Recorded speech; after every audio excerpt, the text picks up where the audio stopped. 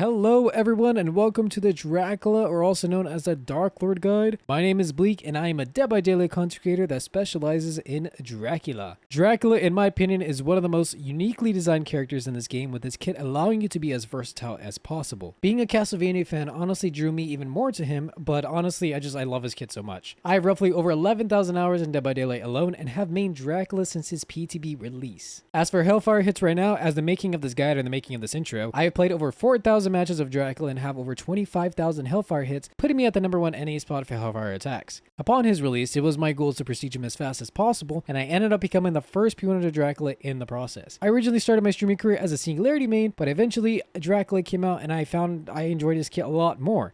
I mean, I still love Larry, but if I had to choose one, I'm choosing Dracula.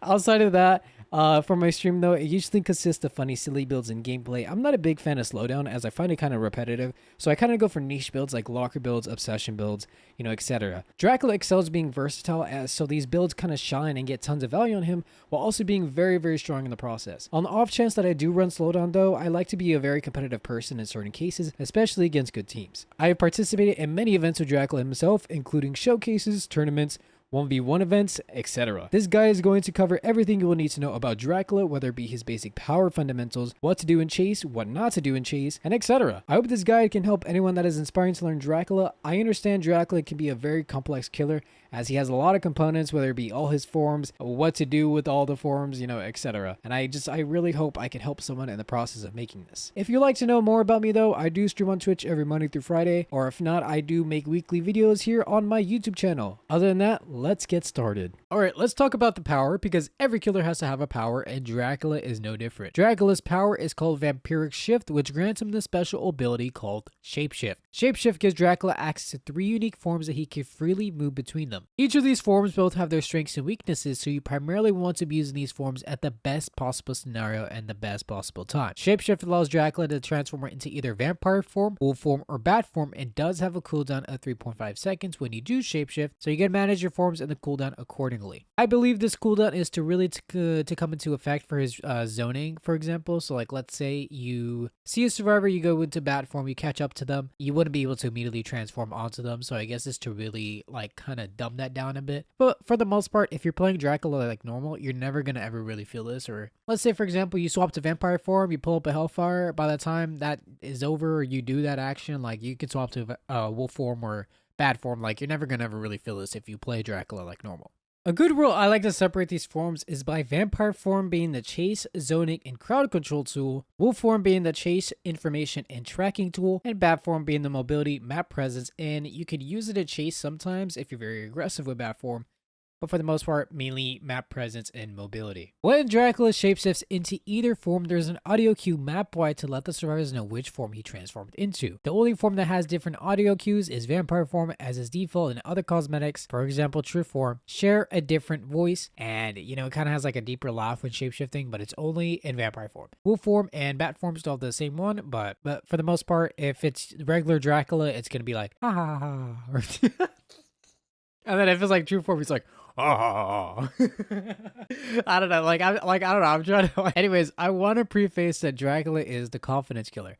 All of his abilities come down to your confidence that no matter what you do not get in your head. Even if you're missing every single Hellfire, you're missing every single wolf pounce, don't get in your head, because it's going to make you panic with your power, and it's going to let them think, okay, this guy isn't confident with this power. I could just do whatever I want. But for the most part, you always have to go for like tricky stuff with Dracula, because that's what his power really incentivizes you to do, is to be, I don't know, risky with his power. For example, you want to go for a Hellfire elevation shot, go for that. You want to go for a Sky Wolf hit, even if it doesn't hit, go for that. Like stuff like that will make survivors be like, oh shoot, can he hit this? And it'll make you think, can I hit that? And that will keep your confidence up as well. So yeah, always keep your confidence up, even if you don't do the best with your attacks, because that'll let you do better. Now, all right, there is something I do want to say though before I do get into the actual power though, because I know a lot of people actually don't know this, and it's really surprising. But basically, Dracula has an audio cue whenever he gets his power back. So for example, if you are in any other form and you used your wolf pounce back and you get your wolf pounce back on the survivor end, you'll hear like a little like or something like that. Or a bad form, it'll be like I'm gonna put the actual audio cues here in just a bit, but Basically, it's to let the survivors know that you have your power back, and a lot of people don't know that. So you gotta keep in mind of that as well. You also hear it on your side as well, just to help you understand that you got your power back as well. So for example, if you were in vampire form and you just used your wolf form and you get your wolf form back, you'll hear the little like or whatever like that.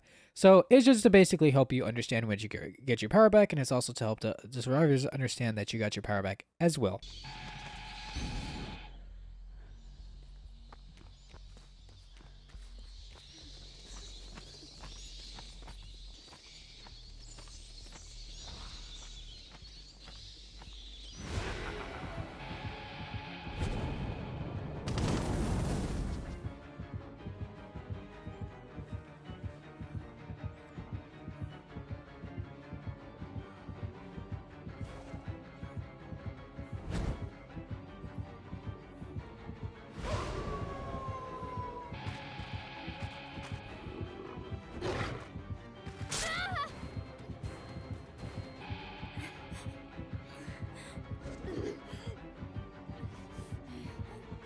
So this section of the guide is going to be very long because I'm going to essentially be covering 3 powers, which is going to be very, very long. So to start off, we got vampire form, his very first form. Dracula's first shapeshiftable form is a vampire form. This is the default form Dracula starts off the match with and has a default radius of 32 meters and moves at the default killer movement speed of 4.6 meters per second or 150%. If you need a comparison of this, it's basically the same speed as Trapper. Most killers that don't really have an insane super strong killer power that can down you really fast are most always often 4.6 meters per second. For example, killers like this could be Huntress or I don't know, like Deathslinger, Spirit. They really have strong killer powers if they have the increased movement speed. They can basically down you really, really fast if they have that extra movement speed. Now, while Dracula is in vampire form, you can consider it a very tall killer since, you know, he is literally floating off the ground. Anyways, since he is considered a very tall killer, it can be very hard to mind game survivors if they have line of sight over obstacles compared to killers like Hag or Onryo, since they can use their small height to their advantage to get them free hits. While Dracula is in vampire form, he gets access to a special ability only accessible to vampire form unless you have add-ons, and that is called Hellfire. Hellfire is a ranged ability with a range of 9 meters and has a cooldown of 9.5 seconds. This spawns up 8 Hellfire pillars that kind of just boom, boom, boom, boom, boom, boom, boom. And basically, it is one of the most powerful zoning and damage attacks in the game as it punishes survivors for basically misplaying, in my opinion. Another thing about Hellfire is it can only go over obstacles that are medium height. This is basically as tall as a male survivor. If you need a very, very good comparison about this, anything over the height of a male survivor, it will not go past. It's not like Pyramid Head where it can just go through walls or just basically go through any other object in the game.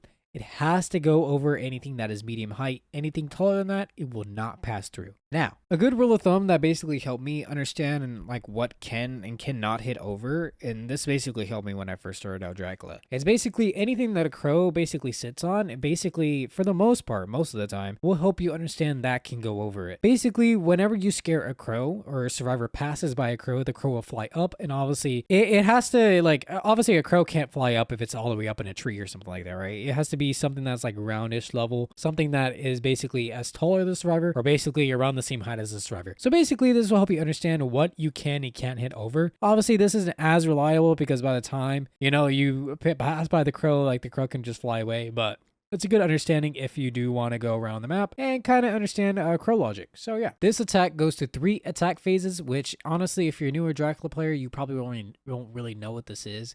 But for the most part, these 3 attack phases consist of the spawning of the Hellfire, the erupting of the Hellfire, and then the vanishing of the Hellfire pillars. The first 2 don't really matter as much since they spawn and erupt really, really fast, so it's basically what causes the Hellfire to do damage.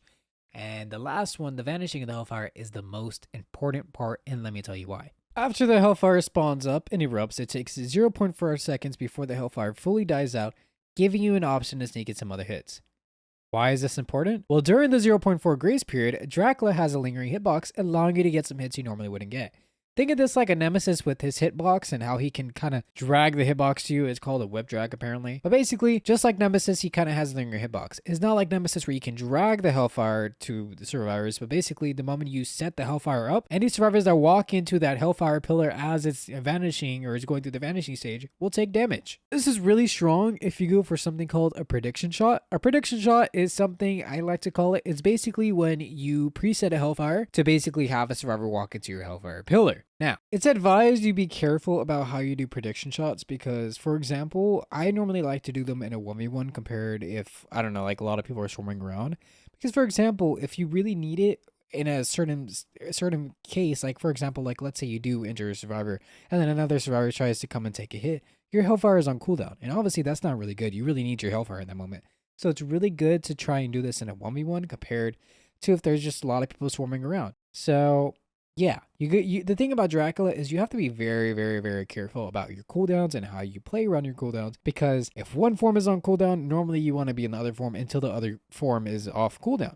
That's just how Dracula is. He is a very cycling type killer, and if it is on cooldown, then it's going to be rough for you. Prediction shots are also really good when it comes to certain maps. Like for example, like let's say Hawkins, right? You know how Hawkins, like the hallways are very, very thin when it comes to just hallways if they're not trying to zigzag through the rooms. But for the most part, it's kind of hard for them to just, I don't know, kind of dodge the Hellfire because there's not much room for them to dodge the Hellfire at all. So if you go for prediction shots on this map, it's pretty easy for them to walk back into the Hellfire. So certain maps kind of favor this type of aspect with the prediction shots, but again, certain maps, like I don't know, like let's say Rotten Fields, it could be kind of hard because the map is very, very open and there's a lot of spots for the survivors to just run away from the Hellfire. Compared to other maps like Midwich, Hawkins, any map that's kind of like tight in corners of like the walls or where the survivor is heading to, it really depends on the map most of the time. Alrighty, let's talk about walking speeds because this is very, very important. While you're walking with your Hellfire, you move at a whopping 3.68 meters per second, which unfortunately is a lot slower than a moving survivor as they move at 4.0 meters per second. So it's advised you don't hold your Hellfire for too long as they can get so much distance if you just hold your Hellfire out for too long. Another thing about holding your Hellfire out for too long is it lets the survivor understand like what you're trying to do. The thing about Hellfire is the longer you hold up your Hellfire, the less confident you're going to get with it. Think about it this way. You have your Hellfire up, right? You're going to think, shoot, where do I shoot this Hellfire? How do I shoot this Hellfire, right? And it's going to make the survivor think like they're going to have more reaction time to dodge your Hellfire and like just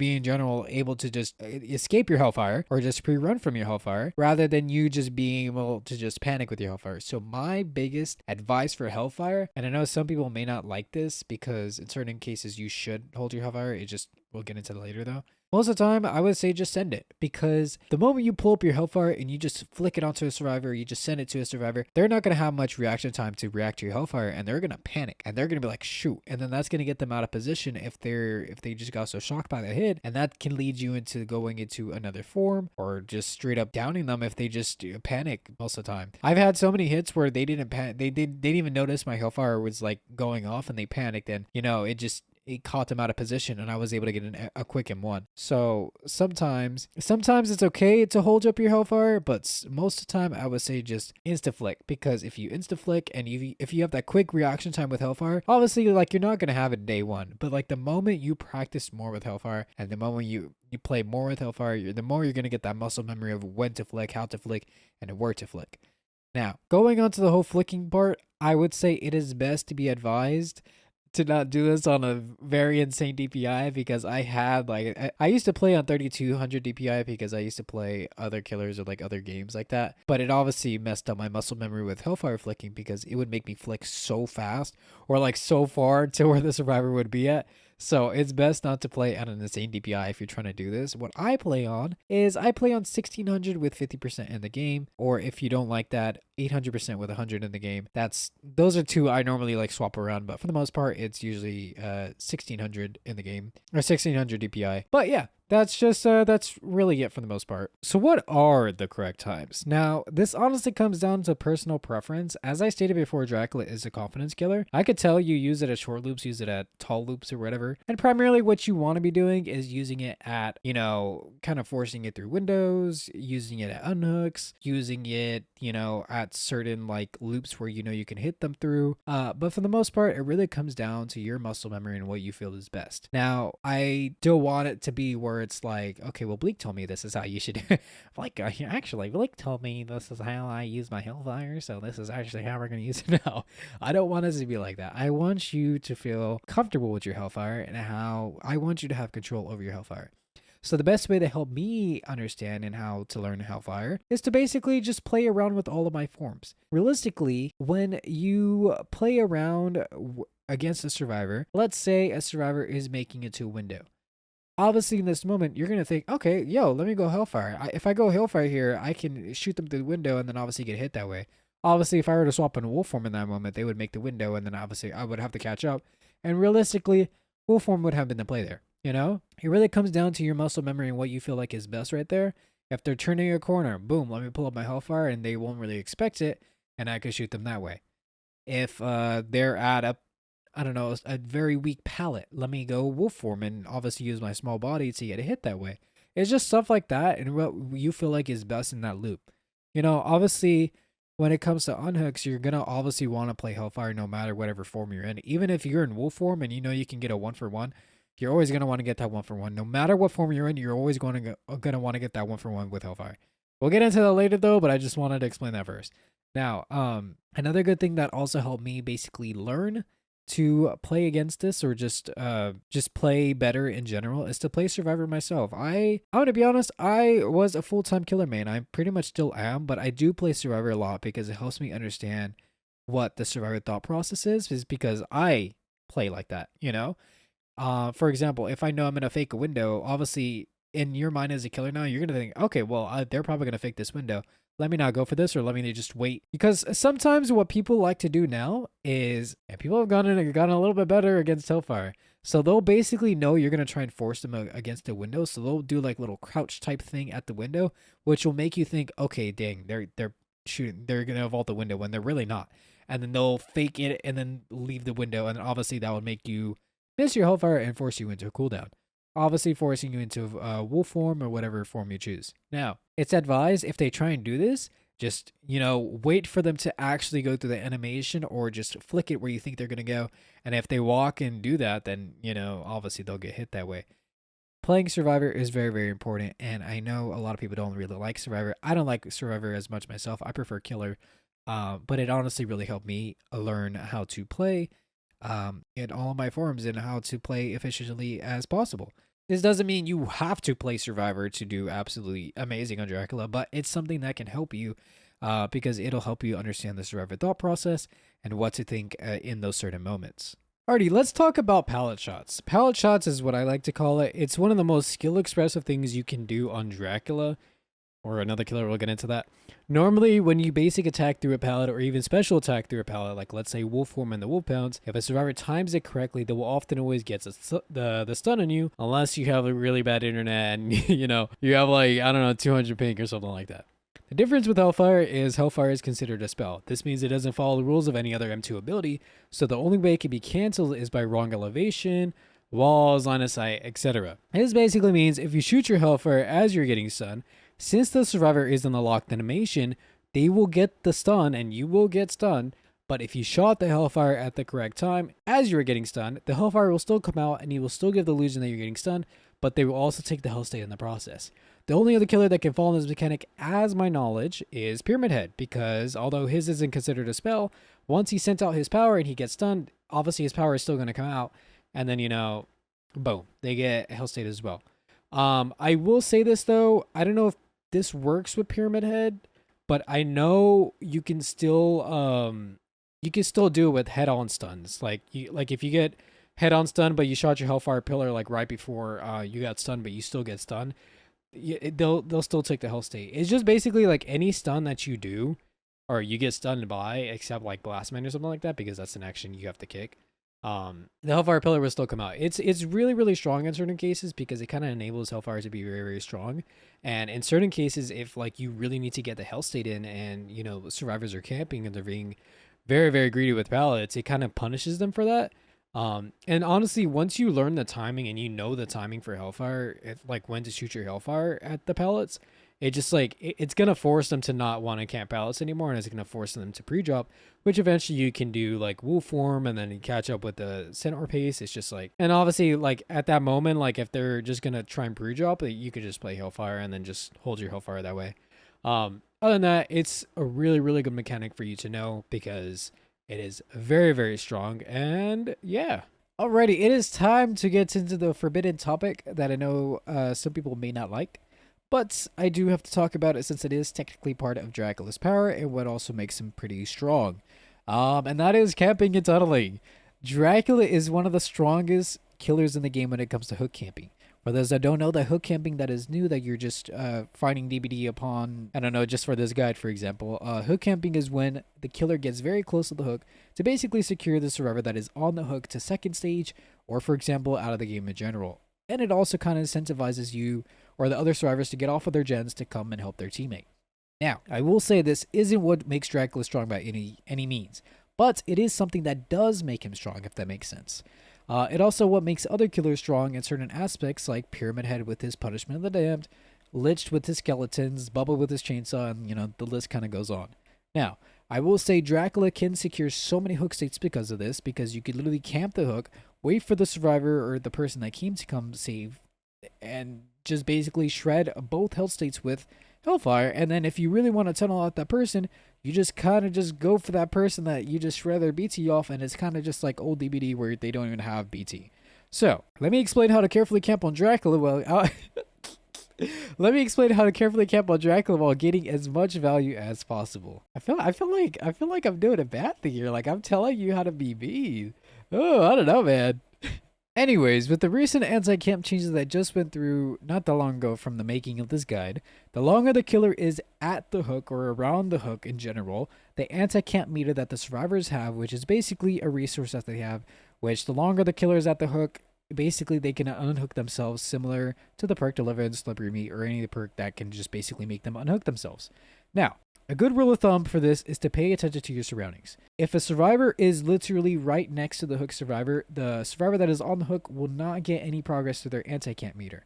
Keep in mind this is very important, because if you pay attention to your surroundings, you can kind of use this to your advantage. So, for example, let's say a Lodi was on a gen, right? You see, okay, a Lodi is on a gen. She's not at the hook. You see Meg behind the hook. You're like, okay, Meg is behind the hook. This means that I can be near the hook as well, because the survivor on the hook will not get an anti-camp meter, and that's one less person off a gen. Then, I don't know, let's say you see a Dwight on a different gen right next to you, you know? That means, okay, cool, Meg is by herself at this hook. If she comes in for the save by herself, it's an unsafe hook. This means when you unhook the survivor, or when she unhooks the survivor, you hold up your Hellfire. And let me tell you how to do this correctly, alright? Because I see a lot of people just shoot their Hellfire the moment the Meg gets to the hook, and that is not what you're supposed to do. So what you want to do is the moment they get off the ground, you want to hold your Hellfire. Hold it. Hold that Hellfire. I'm so serious. When I say hold it, you hold it, okay? You hold that Hellfire until their feet touch the ground. The moment the feet touch the ground, that's when you send the Hellfire, and that's when you're able to get both health states in. If you do it as they're doing the animation, you will not hit both survivors. You will only hit the saver that came for the hook save. The reason why this happens is because while they're getting off the hook, like they're in the animation, they basically have invincibility frames. Sorry, I almost butchered that. Invincibility frames, which basically means that they cannot be injured by any means when they're getting off the hook. So you have to wait until their body hits the ground, and then that's when you shoot your Hellfire. So basically, if they try and bait it and they just boom, boom, boom, like they keep touching the person on the hook to get you to bait your Hellfire, just don't go for it. Just don't follow for that. Just wait until they actually go with the actual animation. Wait for the survivors to hit the ground, and then that's when you shoot your Hellfire. And it's so amazing. And this works also well with Basement. Basement is one of Dracula's best, and I am telling you, best places to shine, because not only will you deal both health states, so you can hit the survivor that literally just came off of the ground, but you'll also be able to hit the survivor that is going up the stairs, so you'll get both people in Basement. And it's just like, it is not something you want to do against Dracula. He is one of the best hook campers or basement campers in the entire game. Now, let's say you do, I don't know, they do make it out of Basement somehow, right? Or you don't make it in time to get into Basement because you didn't hook camp correctly, right? Now, let's say you're getting to the stairs, right? They make it up, right? What you're going to want to do is you hold your Hellfire at the top of the stairs. How I talked about earlier that there is elevation with Hellfire is you just wait for your Hellfire. The moment they're getting up the stairs, you shoot your Hellfire. They're going to lose a health state, or they're going to lose their base skin endurance, and then you'll be able to down them again, and then you hook them back into Basement, and then obviously you want to be more careful about the hook this time. Now, this is kind of what enables Dracula to be very, very strong, and I don't know if it's going to be like this in the future. Again, take this as a grain of salt, because as the making of this video, this is how it is currently. I don't know if it's going to be like this in the future, because I know during patches after patches, they do a bunch of like anti-camping and anti-tunneling changes. So I don't know if it's going to be like this in the future. But again, if this does get changed, it isn't really going to change the way, Dracula plays. Because honestly, I'm gonna be honest, most of my matches I don't really camp hooks anymore. That's just how it is. I just kind of go for chases, but it is something that does make him very strong because you could if a survivor does a safe like an unsafe hook, it kind of just can make the team crumble because you have two people injured, you have one on the hook now, and then you have other people that like have to come and help the team that's injured now, and it's just like it can kind of make the whole team just crumble. So this works really well if you do want to go for a camping playstyle. Force hesitation is really, really good for this because since the person that came for the save is injured, obviously if you down them, because they're still going to try and take the hit for the person that just came unhooked, you could basically force hesitation on the person that was on the hook, and then they go down pretty easy as well. So that's something you could do as well. I've actually done a video on that.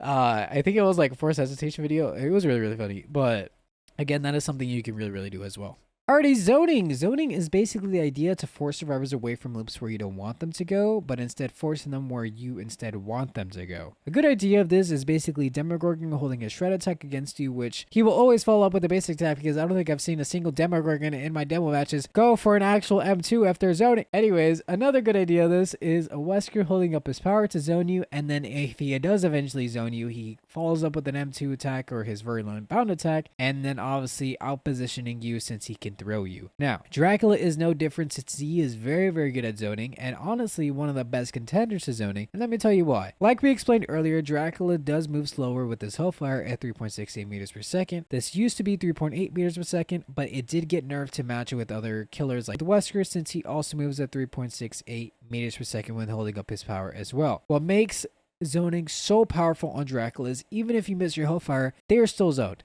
And since they are still zoned, you have other tools in your kit to basically help you get that survivor down in a timely manner.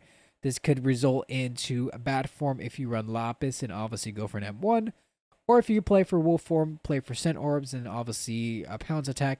Something in general can always get them down in a timely manner. Let's say I zone a survivor from main to a very weak filler and somehow I miss my Hellfire. At this moment, they're still zoned, but if they were to just walk away, they would obviously run into me and I would get a basic attack.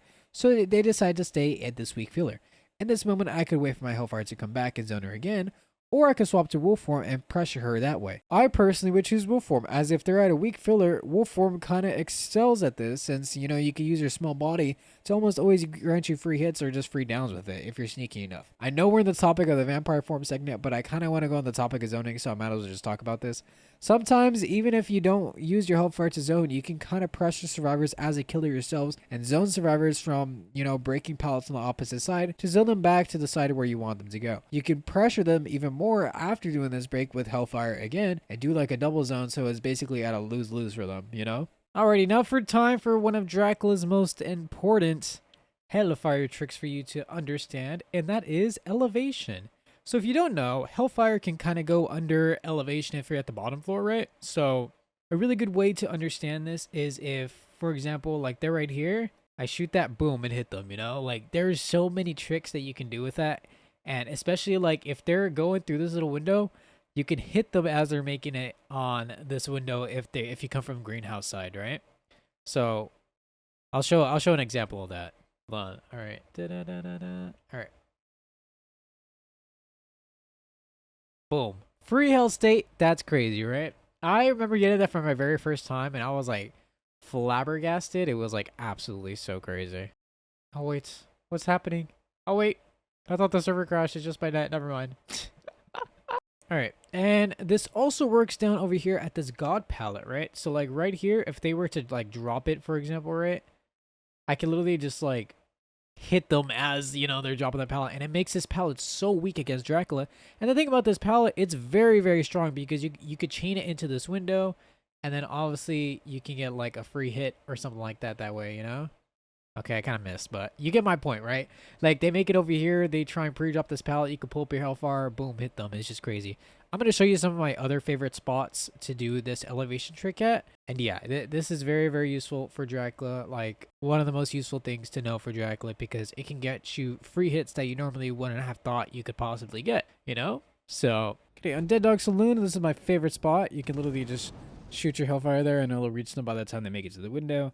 Another one of my favorite spots on this map is actually at the main building. So if they try and make it up to this window, you could literally just go boom and then it hits them right there.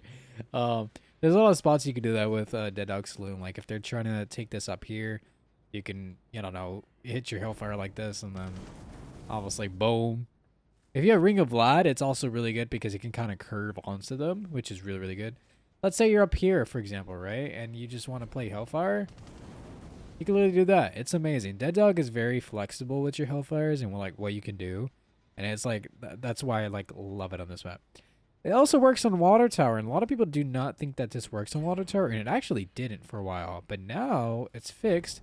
So you can hit your Hellfire over it. Alrighty, on Yamaoka. This is really good for the gazebo. You can hit your Hellfire above the gazebo and hit them if they're trying to commit to the gen or if they're trying to do anything like that. I can kind of prevent them from doing that. Now, if they're literally trying to make it down here, you can literally just boom. Wait, did it actually go down there? I didn't even notice that. That's crazy. Hold on, I gotta see. Holy moly, it does. It actually went all the way down there. That is insane. I actually didn't know that. I'm finding that out right now. Holy. Wait, so it actually goes... Wow. Okay, the more you know. I didn't even know that. Holy moly. Alrighty, but yeah, it'll basically go down or up the stairs for the most part. Like, it'll go down this. It's amazing. Oh, I hit the little thing, but you get the gist. Oh, this is actually my favorite spot. I think this is my favorite spot on Yamaoka. Yeah, like right here, this is actually my favorite spot on Yamaoka, because like if they try and make it up here, you can literally just go boom and then they just die. It's just like Hellfire is so like, it's so unique. You could do so much stuff with it. Like a lot of people just like underestimate it. Like boom, like that. You could do like, imagine you do this on a pallet. Like, hold on, let's wait for the cooldown. You could literally just go like boom and then they just die, you know? Like Hellfire is very, very lenient when it comes to that type of stuff. It's just amazing. You can even hit it like down here, which is like absolutely insane, which I don't even know how that would work, but like that literally goes down there. Like, come on, man. Alrighty, on Macmillan. This is actually one of my favorite maps for Hellfire because you can literally hit it through main and hit them like if they're trying to commit to that gen. I remember when I found that out, I was kind of going crazy. I was like, dude, there's no way that hits. But yeah, it kind of works like even like through here. You can hit your Hellfire. It's very lenient. You can't hit it through like the white glasses, but if there's like the clear glasses, you can hit it through. It's just, it's because the white glasses actually have models, so you can't hit through that. Like for example, if I try this, like it's not gonna go out, you know. But anything that's clear like this, I'd be able to hit through. This I'd be able to hit through, but like the white, I wouldn't be able to hit through. Alrighty, on Skull Merchant's map, you can actually hit through these little like holes right there. So if a survivor is trying to make it through there, you can hit them through that, which I find really, really unique. A lot of people don't actually know that. Yeah, for example, if you're trying to make it this way, you can literally like hit them through that. A lot of people don't know that. I actually love that so much. You can hit down these stairs, up the stairs, and yeah. Alrighty, Midwich Elementary, one of my favorite spots. Is kind of if they're making it up here, you can kind of shoot right here and vice versa if they're going that way. It's mainly like right here they kind of take that route. It's very smart because like no one ever really expects that, so it's always usually a free hit. And then like right here, if they try and decide to drop this pallet, you can literally just like you can just shoot the Hellfire up and then they can't really like do much, you know. Again, RPD, one of my favorite spots on this map is shooting through these little windows. A lot of people don't think you can hit them because it may look like it's over the survivor height. But yeah, you can shoot right in between here. So it shoots like all the way through, which is really, really useful in case you need to get a hit if they're looping that correctly. Obviously, down the stairs is very, very important if they drop this God pallet. That is another spot I absolutely adore. And this one is another favorite of mine, but you have to be so precise about this. It's very, very hard to do. Yeah, it's like so hard to do. It's like right here. I don't know the exact spot. It's like... Ah, okay, there it is. Yeah, it's kind of like right here on this little door to shoot it down. You can shoot it up though, so that is a cool thing if they're making it up here. You can kind of just like, bada-oom, and then they just kind of die. You know, that's one of my favorite spots on RPD. Yeah. Alrighty, since we pretty much covered everything with Hellfire, with Hellfire's basic fundamentals of all its numbers and, you know, the vanishing speeds and layering hitboxes to the walking speeds to how to really play Hellfire, to the zoning aspects, to the whole camping and, you know, camping, tunneling, and everything like that, to elevation and to everything. There is now time to go on to wolf form. Dracula's second shapeshiftable form is wolf form. When Dracula shapeshifts into wolf form, he is granted a third-person perspective similar to killers like Chucky and the Grisou. Just like Chucky, he is very small, and it is quite hard for the survivors to tell where you're at if you're playing a tile correctly at certain loops. While you're in wolf form, any scratch marks made by the survivors are closer together, similar to the perk Predator before its rework, and he also has access to making pools of blood appear more bright red, just like the perk Bloodhound. These built-in perks built into wolf form's kit is to help him become a better tracker, since this form technically is the tracking form. One cool thing about Dracula to pair it into this tracking perspective is anytime a survivor does a rush action map wide, Dracula gets killer instinct on the survivor that does the rush action for 2 seconds, revealing where the location was. If you put this into killer instinct perspective, it's 3 heartbeats, so it goes do, do, do. Keep in mind, for you to be notified from this, you have to be in wolf form. If you're in vampire form or bat form, you will not be notified by this killer instinct. So for this to happen, you have to be in wolf form. And yeah, this does not work on locker rushed actions though. For some reason it used to, but it no longer does. I don't know if it's bugged, or I don't know if they intentionally removed it, but as of this making of this video, it does not work off lockers. So yeah, while Dracula is in wolf form, he has a default tear radius of 32 meters and moves at 115% or 4.6, just like Trapper. While Dracula is in wolf form, he cannot gain Bloodlust by any means, and we will get into why in just a bit. First, let's talk about the Pounce Attack. While Dracula is in wolf form, he gets access to a special ability only accessible to wolf form, and that is called Pounce Attack. Pounce Attack has a charge time of 0.9 seconds with a cooldown of 20 seconds. When Dracula charges his Pounce Attack, he dashes forward twice, with each dash both having a range of 6 meters. This attack is very similar to the Mastermind's Virulent Bound, but unfortunately, when you're doing this, you cannot control your dashes, and you cannot even turn with your dashes as you leap off the ground. So once you activate it, you have to be careful where you initially send it, because you always have to come up with a game plan when you do send this Pounce. If Dracula collides with a pallet or wall, he automatically breaks the wall, just like the Demogorgon when he does the shred or his shred ability, and once he collides with this pallet, he is forced into his 20-second cooldown. The cool thing about the shred ability though is wolf form is actually faster than the default pallet breaking speed at 2.25 seconds compared to 2.34 seconds. Use that with what you will. I'm not telling you to be a pallet shredding wolf form, but if you want to do that, go ahead. I wouldn't really advise this though, because obviously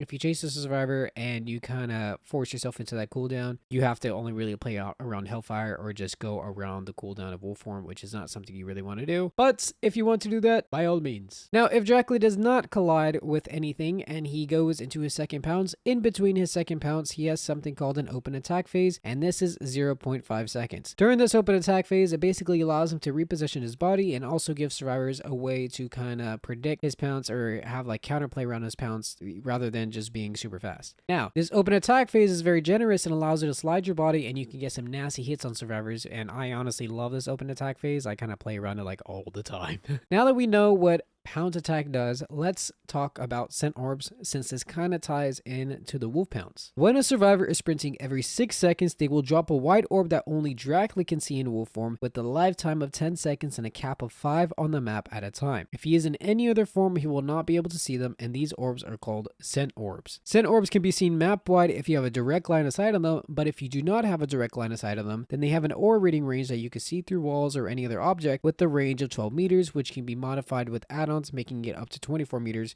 and that add-on is Cerberus Talon. These scent orbs give Dracula various buffs and tracking tools to help him out in wolf form, and these buffs include, and this is all of it together by the way. It 1 grants you 20% power recovery to your Pounce Attack ability to basically help you get your Pounce Attack faster, and if you need this in other forms, it's basically, it gives you 4 seconds off your Pounce Attack if you just need that in actual like numbers. 2, it grants you 4.348% haste for 2.5 seconds, basically making wolf form 4.8 meters per second, which is really fast because it's 120%, and the default movements for survivors is 100%, which is really crazy. You're 20% faster than them. And then there is also transition lines on the scent orbs, basically giving you information in which way the survivors may have went. Transition lines are very important for Dracula, because if they have perks to hide their scratch marks or make them die faster like Ghost Notes, Lightweight, or even perks that hide their pools of blood if they have something like Babysitter. If someone just recently hooked them, can be very, very hard for you to track survivors. So transition lines on the scent orbs basically help you determine which way they went, and then you can also use audio to track them if you kind of need to as well. Transition lines are so much more important than people really think it is, and it is something I personally use myself to help me track survivors efficiently. As for the haste, this makes Wolfram 120% movement speed. This is really, really insane because Wolfram is very small, making him the contender for the best mind gamer in the game because of his small model while being 120% movement speed. I say contender because Chucky is very small as well, but he moves at 4.4 meters per second or 110%, so sometimes survivors will have a good idea where he is because he is much lower compared to Wolfram. We also mentioned earlier that Wolfram cannot be granted Bloodlust, and the main reason why is because Wolfram is considered a killer power. Anytime you are using a killer power or inside any type of form of killer power, you cannot gain Bloodlust. And if you try to use a killer power while you have Bloodlust is automatically cancelled and it will just deactivate it. Think about it this way. Imagine you're being chased by Wolfram. He has a scent orb basically making him almost 5% faster, basically putting him at 120%, right? Then on top of that, as he's walking you down, he's getting Bloodlust, making him 125%, and then 130%,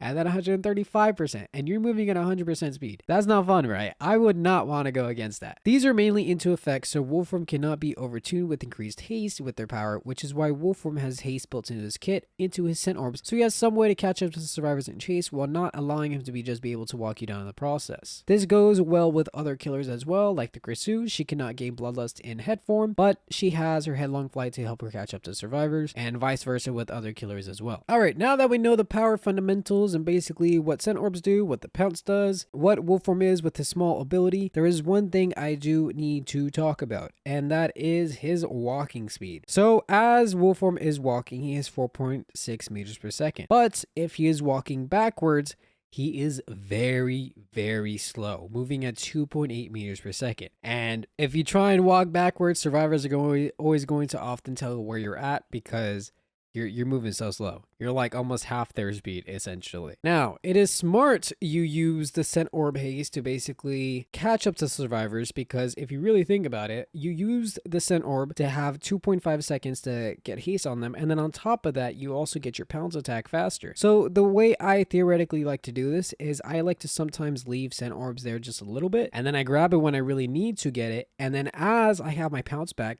I can basically pre-charge a Pounce and then get that free Pounce on them. This also works really well if survivors are trying to take hits for another survivor, because if you really think about it, if you are going against two survivors, two scent orbs are going to be dropped and you can grab those simultaneously and you just have repeated haste, and then you also get your power back so fast where you could just spam your power, and if you run add-ons like Killer Doll, this just makes it even better, or Force of Echo. And this is something that people don't really take into account when going against Wolfram, or just Dracula in general. All right, now that we kind of covered his power, essentially, there is one thing I do want to get off the list first, and this is one of his most important things to understand.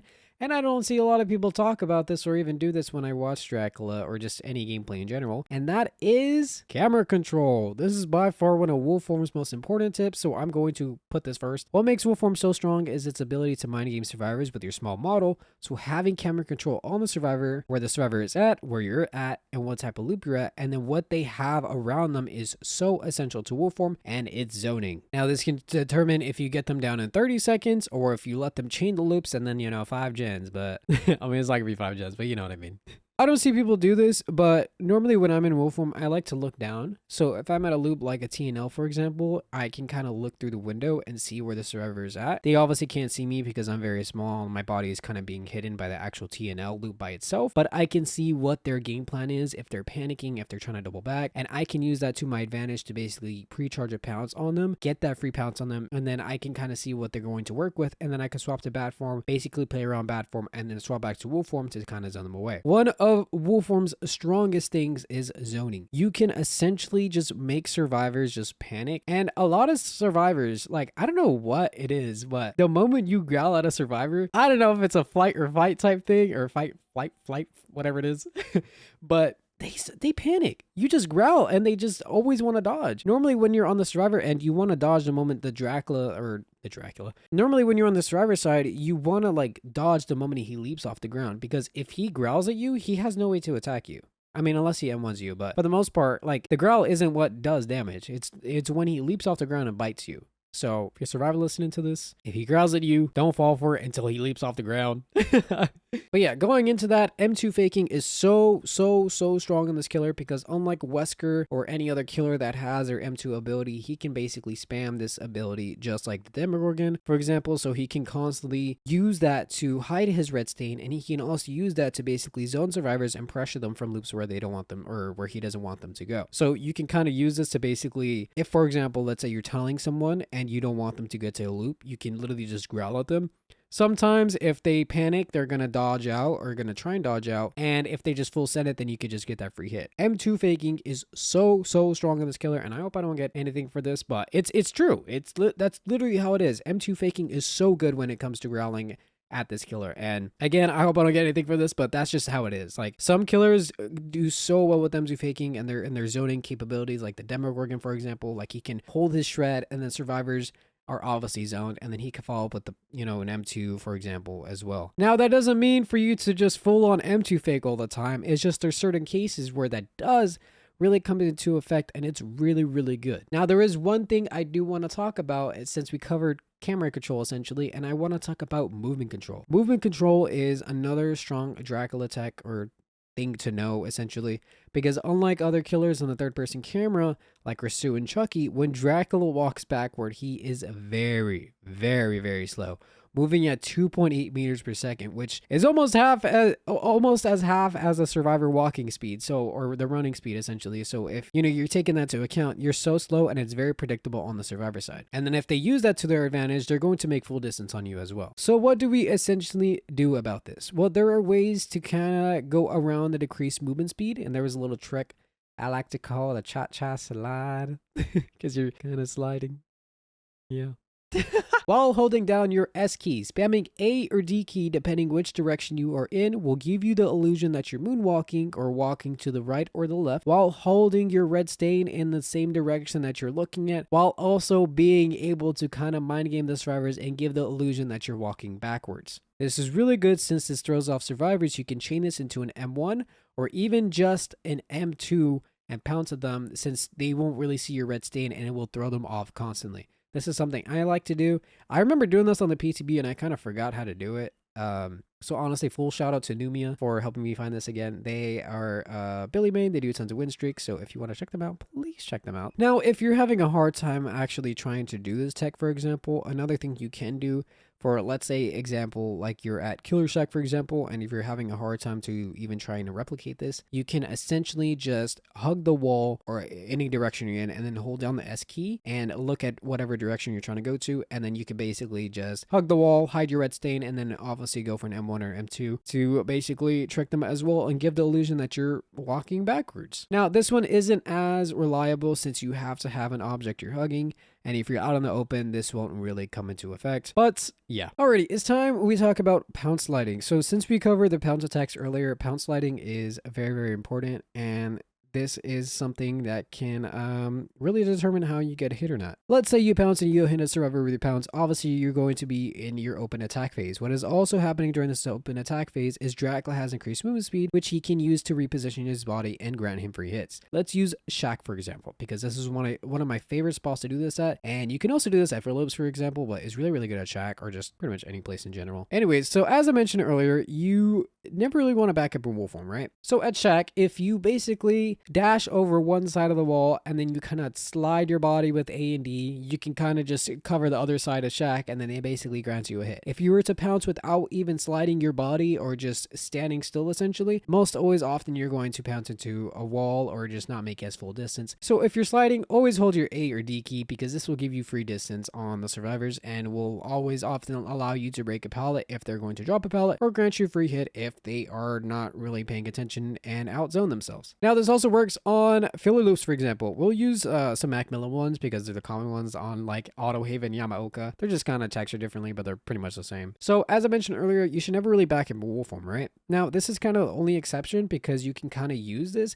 and as you are essentially walking backwards, you're going to charge your pounce. As you leap off to your first pounce, you're going to slide your body to essentially grant you that free hit. Now, it's not like a Conc dash where you have to back up like 50 meters in order to get your leap off. But essentially what you want to do is you want to just kind of move your body backwards as you are kind of like aiming for that pounce, which is something that is really, really strong for Dracula. And yeah, and it's going to pair into our second one as well. Pounce bumping. Pounce bumping is something I like to refer to as you kind of bump with your pounce. And the idea behind this is when you collide with an object, you get access to your second pounce faster than you would as your first pounce, since you're kind of forcing yourself into that open attack phase rather than playing through the whole animation of the first dash, leaping onto the ground, and then getting into your open attack phase. So this basically just makes it faster and allows you to attack faster as well. I just want to put a disclaimer on this though. A lot of people think that this is an instant dash, but it's not. You still go through your open attack phase. It's just a lot faster since you're skipping a ton of the animation from that first dash. So if a survivor is smart, they're going to kind of use this to make distance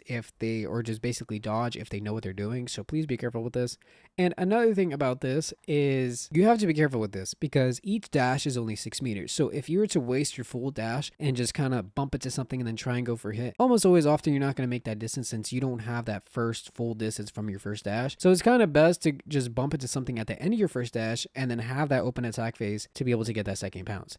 Now, this is really good in tight spots like Midwich, for example, or Hawkins, because since they don't have much room to basically dodge as well compared to other maps like open maps like Autohaven, it's kind of easier for you to do this since they won't have much room to kind of dodge and gives you more of an option to hit them. Now, a tech that it's not really a tech, but something that really helps me understand Wolfform and how to like really get hits on Wolfform is to honestly look down. When you look down, you have more of a line of sight on survivors rather than a full line of sight of the actual camera and the map that you have. So think about it this way. When you're looking down, you have small things to basically look at. You have the ground and you have the survivors like legs and feet to basically look at to basically get a hit. Now, if you were to look all the way up, you have the survivor's whole model. You have the tile that is left to you. You have the map. You have everything that you're looking at.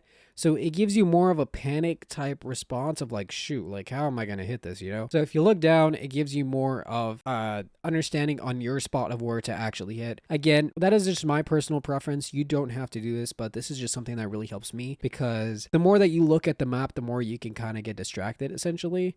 For some people is just, I mean, not really distracted, but it's more so like you have more to look at the map compared to the actual survivor. So using this to actually pay attention to the survivor compared to like everything else in the map is really, really important. And it's something I like to do. Now, let's talk about ankle biting. Ankle biting is essentially a funny name for it, but basically, since the survivor's hitbox is shaped as an oval, you can kind of use the edge of this hitbox to basically grant you free hits if you kind of aim at the edge of their feet or the edge of their actual hitbox. Now, again, sometimes this can be kind of tricky to pull off if you are having full line of sight on them. But what I like to do, and this is something that really helps me do this, is I like to kind of aim at their feet as I just kind of talked about. But this basically essentially helps me if a survivor is really, really hugging a wall, because it may look like their whole camera or their hitbox is inside the actual rock, for example, if they're hugging a rock. But in reality, their oval shaped hitbox is still there and you can still grant a hit that way, which is something that's really, really important to get hits. But yeah, that's the easiest way to really understand it. It's nothing like too much into this. It's just more so like, it may look like it's a ping hit, but in reality, it's not. You're just hitting the edge of their hitbox. And sometimes they can look at you and be like, bro, how did I hit? But it's just more so your actual wolf pounce hitting the edge of their hitbox, which sometimes if you don't pull this off correctly, you will just pounce outwards, which is not something you want to do. But hitting the edge of the hitbox can obviously grant you this, and it's something I like to do. All right, let's talk about tunneling for Wolfform. This is honestly really, really strong compared to Hellfire, because the moment, let's say, you burn them with Hellfire off hook, you can essentially go to Wolfform, and as they are deep wounded off, or if they still have deep wound, you can still catch up to them with Wolfform, and then obviously grant pounces as well. Now, if a survivor is trying to take a hit against Wolfform, you can obviously use this with Killer Doll and then just kind of pressure them that way. I would say, in my opinion, now this is just my opinion, I would say Wolfform is the weakest against tunneling, because compared to Batform and its tools and compared to Hellfire and its tools, Wolfform is just a basic like standard chase, but it's still really good, don't get me wrong, because you can down the survivor efficiently if you know how to play Wolfform. But compared to all the other tools Dracula has in his kit to essentially tunnel out a survivor, Wolfform kind of has the weakest, and it's just all he really has is his haste and his default just basically pounce. All right, now that we covered pretty much everything for Wolfform compared to his Pounce Sliding, his ankle bites, It's Pounce Bumping, just pretty much everything in general. This is something now that we will get into bat form. Alrighty, bat form. Bat form is Dracula's third and final shapeshiftable form, and quite honestly one of his most unique forms out of the three, and my personal favorite. While Dracula shapeshifts into bat form, he is turned into, well, a bat, and is given the third-person perspective similar to wolf form, except his character model shifts up and has him flying like a bat. Keep in mind, while you are in this form, yes, you can still be stunned. So, although you give the illusion that you're flying, you can still be stunned by a pallet, so please be careful. When Dracula is in bat form, he moves at 6.5 meters per second while gaining the undetectable status effect, which means it hides the killer's aura, the red stain, and the tear radius. But since he is permanently undetectable in this form, he is given a lullaby radius of 48 meters to basically help survivors understand where he kind of is on the map, but it's not a direct, like, where he exactly is at. It should just to basically help them understand that he's somewhere around. All these cool buffs sound awesome, but there is also a trade-off for all of this. When Dracula is in bat form, he cannot see survivors at all, similar to the killer like the spirit. But he can see scratch marks and also hear survivors just like her, including breathing, vaulting sounds, grunting, injured sounds, etc. Basically, any sound that a survivor can make, he can hear this as well. This also means he cannot interact with survivors by any means, so he cannot attack survivors, pick up survivors, or even see their aura at all. The good thing about all these cons is Batform has an increased audio for survivors' footsteps by 50%, which can be really good to hear survivors if they don't stealth correctly, since in Batform that's one of the counters that you need to do. Keep in mind that while you're in bat form, there is a bat swarming sound, so it'd be kind of harder to track survivors if you aren't as precise. I'm pretty sure this is implemented so he isn't just basically a copy-paste spirit, but in my opinion, he's way cooler than spirit because, you know, he's a bat. He just flies around. Don't tell the spirit mates, though. While Dracula is in bat form, he can also fly over windows or drop the pallets, which is really good if you want to go for mind game plays or need to get to the other side, basically not needing to even vault or just break the pallet at all. Now you're probably wondering, dang, is that all that bat form has? Like, that sounds kind of bait. Wrong! When Dracula is in bat form, he can teleport to any dropped pallet or window vault within 32 meters of his location with a cooldown of only 15 seconds. When Dracula teleports to a teleport destination, he moves at 12 meters a second, which is pretty fast, and the range can even be increased with add-ons. During this teleport phase, Dracula's FOV is blacked out, so he cannot see anything around him during the teleport animation, so if you're teleporting and would have seen scratch marks around an area, you won't be able to see it. Now, this doesn't apply to audio though, so if you're passing by a survivor healing or making a generator sound, for example, you can hear that and you can understand where they're at or what they're doing and kind of go back to where you heard that and then, you know, pressure the survivors that way. Teleport is one of the strongest mobility tools in the entire game, and what makes it so strong compared to other killers is you can get to point A to point B almost instantly, with creating a lot of pressure on the survivors, especially if they don't have time to heal in between hook stages, hook saves, or just anything in general. What also makes it very strong is Bat Teleport even works between floors. If you are on maps like Forgotten Ruins, Midwich Elementary, Hawkins, or any map that has a 2-floor layer system. Similar to Nurse, having this ability to get between floors instantly and pressure the survivors as they might have to take stairs or other form of transportation already gives you an advantage compared to other killers like, I don't know, let's say Trapper Wraith or something like that, for example. Bat Teleport can also be used in other ways than just mobility, and that is also being very aggressive in chase. I explained earlier how Bat Form is kinda, you can use it for chase potentially, and let me tell you why. It is so good at zoning, and let's say you're chasing a survivor in a dead zone, right? They drop a pallet, you do the obvious thing and you swap to Bat Form to basically fly over the pallet, or to catch up to them, obviously. And in this moment, you have two options. You have option A. You can catch up to them and suffer the delay after transforming and they basically make it to the next pallet and rinse and repeat. Or you have option B, where you teleport where they're trying to go, cutting them off where they would make it to the next window or pallet, and leave them to either die by the time they would make it to there or even remotely close to there, or force them back to where they originally came from, which you can pressure them with the Hellfire after transforming. Bat Teleport is one of the strongest zoning tools in the game, and I do not see people use this at all, and it's just so surprising. Like, the fact you can just cut people off constantly and just pressure survivors in at a constant rate just makes Bat Teleport so strong. And the fact it's only on a 15-second cooldown is what makes it even stronger, because you could spam this in chase. You can have it by the time you hook the survivor, so when you hook the survivor, you can obviously teleport where you're trying to go next, and you just always have it up and ready whenever you need to. This also works in the aspect of endgame as well. Let's say a survivor is trying to rush to an exit gate, and you feel like they might make it, or if you're in vampire form or wolf form, right? You can use Bat Form's quick movements to cut them off, catch them by the time they make it to the exit gate, and then if they're inside the exit gate, you down them, and vice versa. I absolutely love to do this with add-ons like Alucard Shield, since it makes endgame saves very, very difficult for Dracula, since you can cut them off and then obviously injure them, and then by the time they're in the exit gate, they get pressured by the Hellfire Pillars, and there's not really much they can do. So, yeah. Alright, let's talk about tunneling. Dracula has multiple tools to help you tunnel a survivor, and while people think Hellfire and Wolf form is very, very strong for their tunneling aspects, which they are, don't get me wrong, they are so strong, I think Bat form has one of the strongest tools when it comes to tunneling, and that is actually called denying body blocking. Let's say you really want to get the survivor out of the match, but the team is playing so efficient as possible. They're protecting their teammate, they're basically making sure they're blocking doorways, they're basically making sure you do not get this person out of the game. And that is good on their part. That's what they're supposed to do. They're helping their teammate not get tunneled out. Obviously, since this is bad for you, what you can do, and this is what I like to do, is you can swap to bat form, basically losing collision with the survivor that is protecting the doorway, and then obviously catch up to the survivor that is out of position, shapeshift on them, and then pull up a Hellfire M2, and since that survivor isn't taking hit at that doorway anymore, it just kind of outpositions them, and then you can get a free tunnel out that way. Dracula is so good when it comes to anti-tunneling because he has so much tools in his kit to basically help you tunnel a survivor. Now, since that survivor will be zoned, this kind of just allows you to pull up a Hellfire or a Wolf Pounce like I explained, but yeah, his tunneling aspect with bat form just ensures they don't get as much distance compared to Hellfire or Wolf form, since yeah, they're kind of screwed. Now let's talk about tracking. I have a lot of people ask me about tracking and how I track survivors. Tracking can be kind of hard on bad form since you cannot see survivors in the swarms, and sometimes can lead you to losing survivors if you get greedy with bad form and chase, or if they stealth correctly while you're in bad form. So here are some tips to help you with tracking with bad form. Number 1, pay attention to your surroundings. As you're scouting in bat form, it is so smart to look at your surroundings and if there's any objects or anything moving while you're in bat form. For example, let's say you're scouting in bat form. You see a generator being worked on, like the little sparking effects on the generator. You can use that to your advantage and understand, okay, a survivor is working on a generator here. Let me shapeshift out of bat form and then pressure them with another form, for example, right? Okay, I see grass moving, for example. I know a survivor is right here. Let me pressure them that way.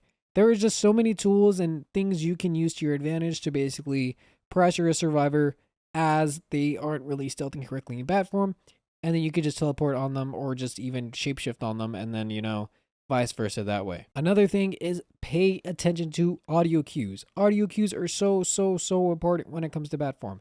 And for example, this could be breathing, this could be injured sounds, etc. Now, I'm kind of crazy when it comes to bat form. I don't know what it is. I don't know if I have like some headset superpowers or something like that. But when I'm in bat form, like I will literally hear survivors breathing sometimes and I will like shapeshift on them. And I've had some people just be like, how did you hear that?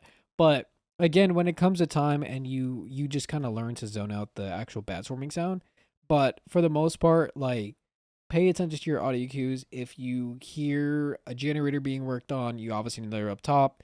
If you hear, I don't know, them like opening a chest, picking up a pallet with like any means, for example, just any audio cues to basically help you understand where the survivor is at can help you out so much, and it can outposition them so much. Another thing is swapping in between forms. This one is so important, and if you use this with clock tower gear, could be even so much more important. And the reason why is because if you shapeshift out of bat form and in and out of bat form, just like Spirit, he can kind of make the survivors have this burning effect, which is like kind of like, you know, when you're in the lobby and you select a character or you deselect a different character, like they have that burning effect when they kind of change characters. That's just what it is with it bat form and Spirit. When you get out of the little like spirit phase or whatever that phase movement to basically where you cannot see survivors, they basically have this burning effect over their body to basically let you know that, you know, they're there. Obviously, the survivors have no way of knowing this, but since you have this information and you can even do this from a range, this basically helps you understand where the survivors are at if you constantly transform. Now, again, he does have that 3.5, you know, transition period, so he can't do this as often as Spirit. But if you run a clock tower gear with this, making it like 3.3, you can do this at much more an easier rate. But again, it is really up to you. I like doing this though, especially if survivors are stealthing so much. And you know, it can be kind of boring if they just stealth continuously. You could just do this and pressure them constantly. Now, I have a lot of people ask me what are my audio and EQ settings. And I'm going to be honest, I don't use one. I do not use one at all. Because the thing with a bat form, he isn't like Spirit where he's tied to FOV, because I know Spirit isn't a first person camera. Dracula's in a third person camera, so he's just kind of like Survivor in that aspect.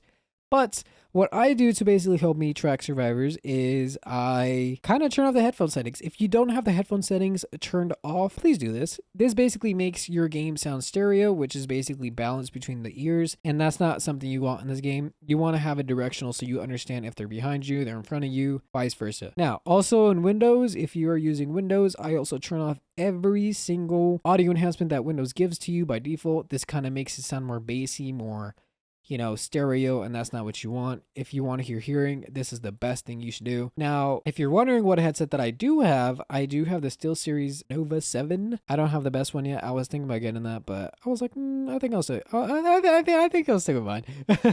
But yeah, I have that. I just have everything. I don't use the EQ there. They do have an amazing EQ software if you do want to use that though, but I don't use it. I just select the basic default Windows settings and then I just turn off all the extra enhancements that they give you, and that just basically makes it easier to help you hear survivors. And the thing about Dracula is you have to listen to the survivor while also zoning out the bad audio. It comes with time, and eventually you'll learn to just zone this out. Like, I don't even hear it anymore. Like, when I'm in bat form now, I don't hear it, like, whatsoever. It's kind of crazy, but it just comes with time. You won't really hear it the more you play Dracula. But yeah, it's just something you just kind of have to learn to play with. But for the most part, just play around with Dracula. You'll learn to zone this out. Keep in mind that when you're in bat form, survivor footsteps is 50% faster, like I explained earlier. So you got to be careful where you transform, because a survivor could sound closer where they are, but in reality, they could be a little bit further ahead. You know, for example, since they do sound louder. So keep that in mind as well. And the thing about EQs that I also don't like is since Dracula has multiple things going on in his bat form, the bat swarming sound, you know, the actual footsteps, for example, if you use an EQ, you can make the footsteps sound louder and then the bat swarming sound louder, but then their audio could sound like a little bit lower, for example, right? So I personally don't like EQs on Dracula. They're very good for Spirit because, you know, she doesn't have all that in her kit when it comes to audio compared to Dracula, but for Dracula I feel like it'd be more of a hindrance. Again, that is just my opinion. Don't take me for granted. If you don't want to go with that, you can use an EQ. This is just my opinion. 50-50s is one of the most skill expressive counterplays when it comes to Dracula on the survivor side, or even the killer side if you play it correctly. The idea behind this is when Dracula transforms out of bat form, he has this window where the survivor can vault the window, and obviously if Dracula does not transform correctly, the survivor will make it on the other side of the window and Dracula has to vault or go back to bat form. Now, if you bait a survivor to basically do a whole aspect of a mind game, you can kind of trick them to basically vault into you or vault on the other side, and then as you transform, basically they don't have time to kind of like revolt, so that's why it gets its name from a 50-50. Now, I will say this, if a survivor is just waiting and just sitting at the window and you transform on top of them, they're always going to make it onto the other side of the window, and that is because a survivor medium fast vault time is 0.9 seconds. Now, when Dracula transforms out of bat form, it's a 1.5 transition period, so kind of do the math there. Obviously, the survivor has the upper hand here. Now, also keep in mind when you do transform, Dracula does have no collision for a little brief period, so obviously the survivor is going to make it across the window as well. Now, if a survivor panics and vaults into you the moment you transform and tries to make it back to the other side of the window, they won't have enough time, and obviously by the time you do fully transform, you can literally M1 them or basically grab them by the time they make it to the other side of the window. So what do we do about this? Now, this doesn't mean you can't block the prompt, so the moment you transform, you can block your body to the right side of the window to basically steal the prompt from them so they can essentially not really make it to that window, and then obviously you can M1 them and then they would kind of then be forced back into the window, but you still get a free hit or free down if you play correctly. You can also tie this into the bat teleport we talked about earlier, where you can basically kind of bait them, teleport to the window, and then kind of vice versa shift your body in and out with bat form at the window, and then you can obviously bait them into thinking that you're going to transform there, when in reality you kind of push your body backwards and then get a free hit that way. The whole idea behind 50-50, it's a dice roll on how you can kind of bait them to get that free hit,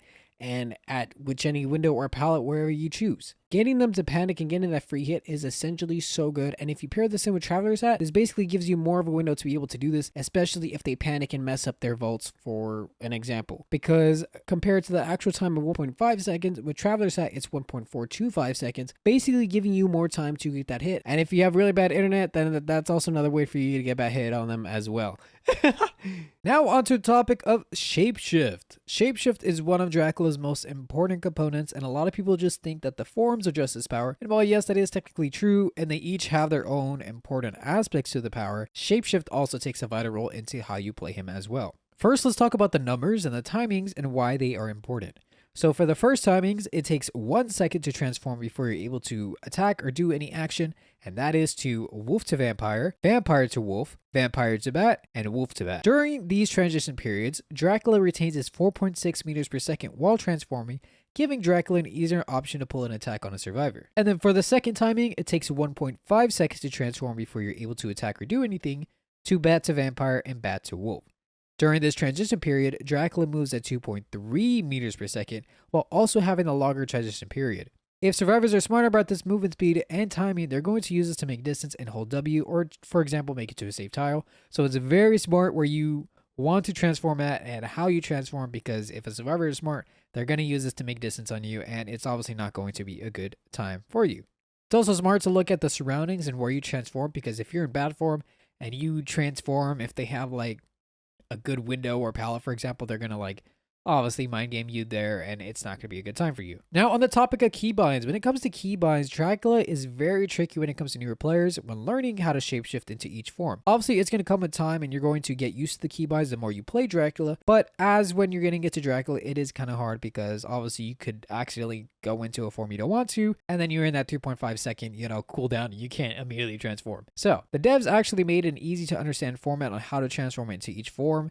And it's kind of like a little doodle thing, which is kind of funny to me, but But if you need an easier way to understand this, and actually, I didn't even know this, so full credit goes to Otzdarva, but I was watching his killer tip videos where he did a bunch of killer tips for all killers, basically, and on his Dracula part, he said that the form that you want to go to on the right side is always going to be the more animalistic one. And when I actually thought about it and I looked at it, I was like, wait, that is so true. So for example, if you're in bad form, the more animalistic one is going to be bad form. Obviously, vampire form isn't as animalistic, so it's going to be on the left side. So obviously, when you transform on the right side, it's going to be bad form. For bad form, the more animalistic one is going to be wolf form, and that's going to be on the right side. It's just to basically help you understand how to transform and basically have an easier way to understand when to transform with each form if you're learning Dracula. Obviously, if you're an experienced Dracula, you're going to understand the keybinds, but this is for newer Dracula players to help you understand how to transform and not to accidentally transform into a form you don't want to. But yeah, shout out to Otz, because I didn't even know that. I didn't even really think about that, but that is a good way to help you understand that, and there we go. Alrighty, so now that we understand the whole keybinds of shapeshift and everything like that, let's talk about how you manage your shapeshift. This is one of the most important things to understand about shapeshift as a whole, since managing your shapeshift is very important, as if you're going into a forced cooldown, they can make distance if you're in a wrong form. Like, for example, if you want to pull up a Hellfire after wolf form and you accidentally transform into bat form, you can't attack a bat form, you can't see them, so they can make distance, hide, for example, and that can throw you off, especially if you are a newer Dracula. So when you do transform, and if let's say you do transform correctly, you gotta manage your form correctly, and you gotta come up with a game plan the moment you transform. And this is how I always do it. The moment I'm in vampire form and I want to go wolf form, I always pre-plan what I'm gonna do. So if I go into wolf form, I'm gonna think, okay, I'm gonna pounce here, and then that's what I'm gonna think, right? So obviously, if I don't really get that, then I'm going to pre-plan for that. I'm like, okay, let's play Hellfire, and then obviously try and zone them, and then probably get it down that way. An easier way to understand this is like, let's say I'm at a small height loop. Obviously, in this loop, I'm going to think Hellfire wolf form can obviously hit them here, but I'm going to play wolf form here because it's a small height. I can do the mist zagging that I talk about to basically get a hit there, or I could just play wolf form and play around center arms and just get a free hit that way. If I play Hellfire, obviously, they're going to see me pull up the Hellfire, and it's going to be much reactable compared to wolf form. So obviously, for me to get that hit, I'm going to want to play wolf form. It's the more realistic way to get a faster hit compared to the other two, Now, what makes Dracula so strong is his ability to constantly pressure the survivors with each of his forms. So my best advice for Dracula is to use your forms correctly, but also spam your forms at the same time too. Let's say you get a Hellfire hit, followed up with the bat form catch up, and then obviously go into wolf form. You miss your wolf pounce, Hellfire is going to be off cooldown, you pressure them with Hellfire. Hellfire is off cooldown, or Hellfire is on cooldown, then wolf form is going to be off cooldown. It's just constantly pressuring the survivors with all your forms, using it correctly, and how you use it, it can honestly pressure the survivors where they panic, they won't know what to do, or it's just like it gets you free hits and gets you so much time to catch up to the survivors where they can't really do as much, always often it will annoy them if you do a bat TP and you cut them off and then follow that into wolf form pounce or something like that, you know? Like, it's just like using all of Dracula's forms to basically ensure you a down or a free hit or to basically do a bunch of crowd control against survivors will almost always often grant you a free down or constant pressure on the survivors. But yeah, Shapeshift is just one of Dracula's most strongest components. So using all of Dracula's kit to basically help you get that survivor down or just pressure the survivors is what makes Dracula so aggressive in chase and just in general in the match, since he could just pressure survivors after hook, he could teleport, he could pressure them with wolf hounds. The wolf tracking is just, it's so disgusting. And please do this because it will literally pressure the survivors so much. Alrighty, since we understand the timing now, I want to go over one of Dracula's most important shapeshift techs that I personally love to do literally all the time. And that is called Mist Zagging. I kind of call it Mist Zagging. I mean, you could call it whatever you want. I found this kind of cool because you use your mist here to... Anyway, this is one of Dracula's most useful shapeshift techs, and it can throw survivors off to the point where it can give you free hits at a common rate if you play it correctly. When Dracula is transforming, he has this type of mist animation that plays to basically let the survivor know which form he is kind of going into. So for example, if you're in vampire form and you're transforming, obviously the mist is going to play and have you transform into a wolf. But the thing about this is, since you have the mist animation, if you're in the forms that only take 1 second to transform, it can catch survivors off guard if you use that mist animation to your advantage. Now this works in two ways, and that's you could kind of drag your body so you can have the mist animation and the red stain show you went one way, when in reality you didn't. Or you can kind of zigzag your body so you went one way, but you're in reality going another way with the mist animation playing. So it's kind of hard for the survivors to understand where you're really going. And then if you use any like line of sight to help you as well, for example, like tall boxes, hay bales, anything that can kind of block your character model and they just use the mist to basically help them, then obviously it's kind of hard for them to really understand where you're going from. Unfortunately, this doesn't really work well in bat form since you are much slower and you have a longer transition time from 1 second to 1.5 seconds. And then obviously he moves at 2.3 instead of 4.6. So it's much harder to do this. And I really don't advise doing this in bat form since it's going to be very reactable. You're never going to really get this off in bat form, but it's mainly good for vampire to wolf or wolf to vamp. I personally love doing this from wolf to vampire, as when you're originally in wolf form, you are much slower, but then the moment you transform into vampire form, it's like it's harder for them to react to your actual character model since you are much slower as you start up that, shapeshift, that transition compared to vampire to wolf, since obviously you're very tall and it's going to be easier for them to see you there. Now, you can do this from vampire to wolf, but that's just my personal preference and what I like to do. If you want to amplify this even more though, you can run Traveler's Hat, which allows you to do actions faster when transforming.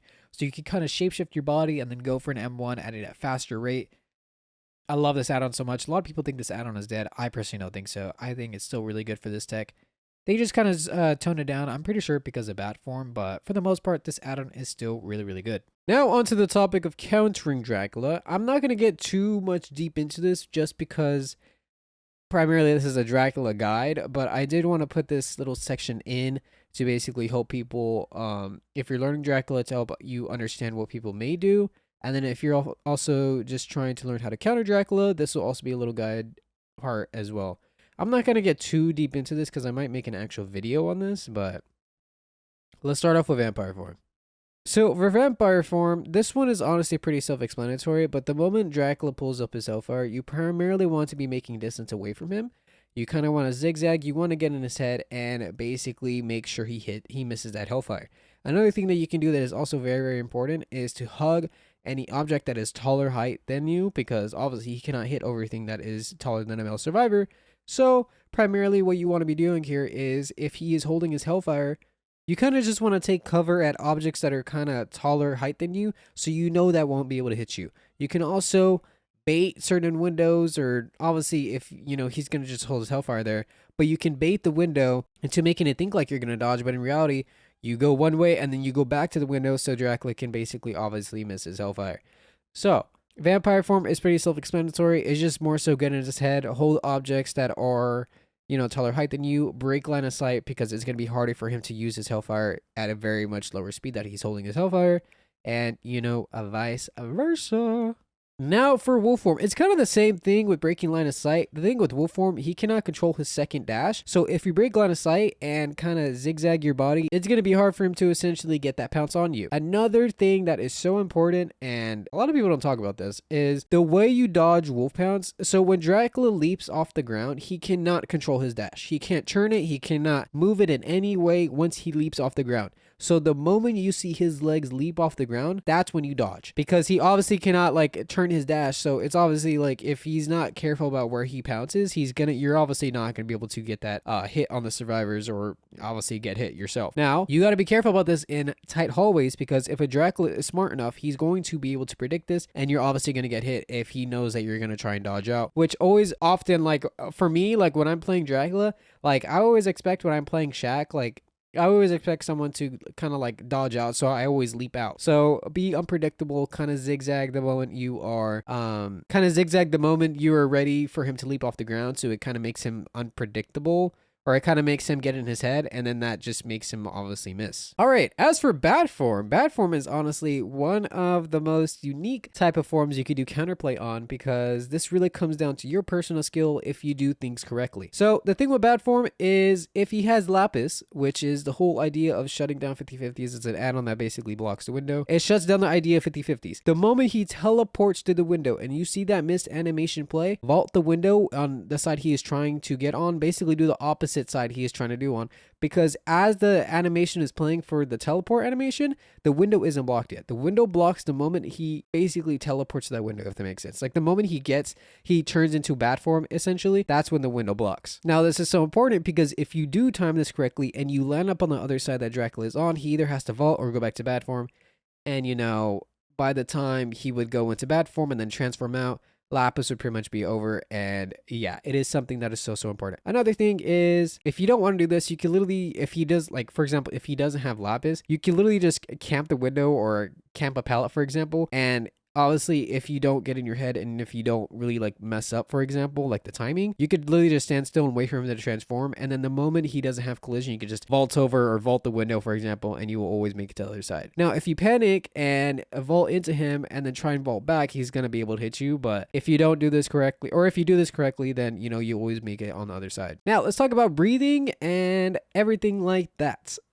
When you're running, you do make breathing sounds, and they get really, really loud the more that you run.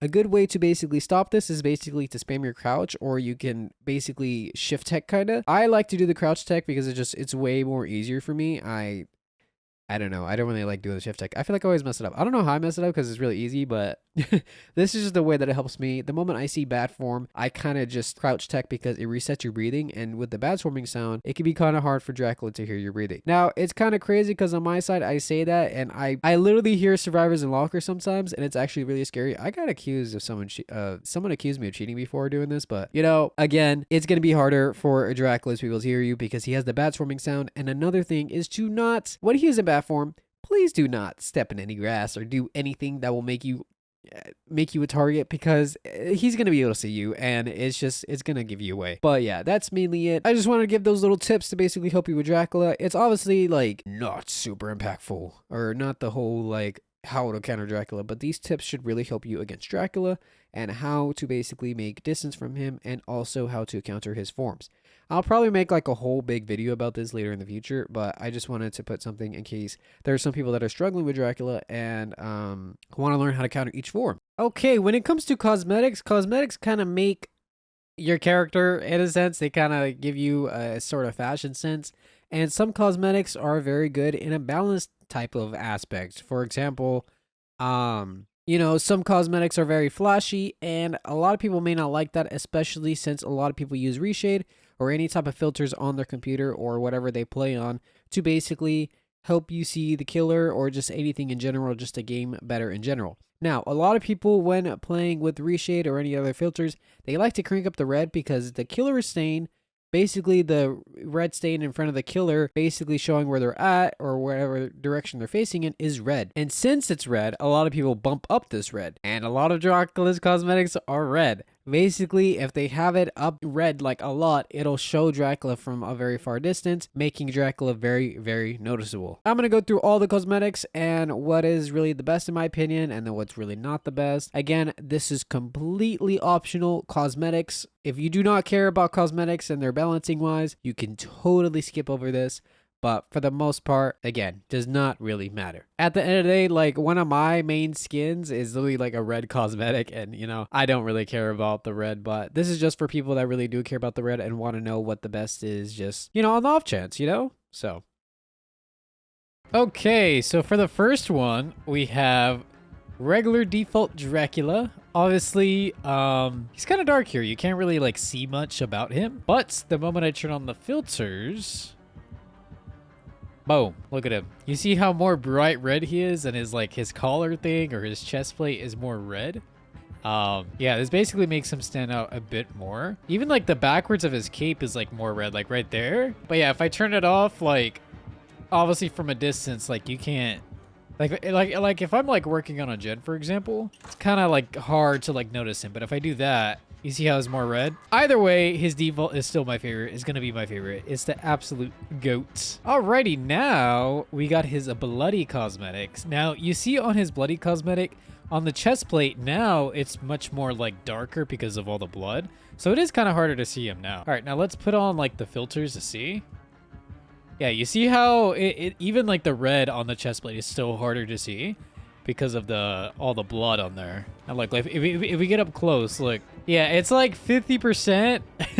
It's like 50% like full of blood. But yeah, for the most part, it's kind of harder to see. I'm like, even from a distance, compared to like the regular one. Yeah, you see how like the blood is taking more of effect rather than the actual red. Yeah, and then without filters, obviously without filters, it's a lot harder to see him. Or it's a lot harder to see it.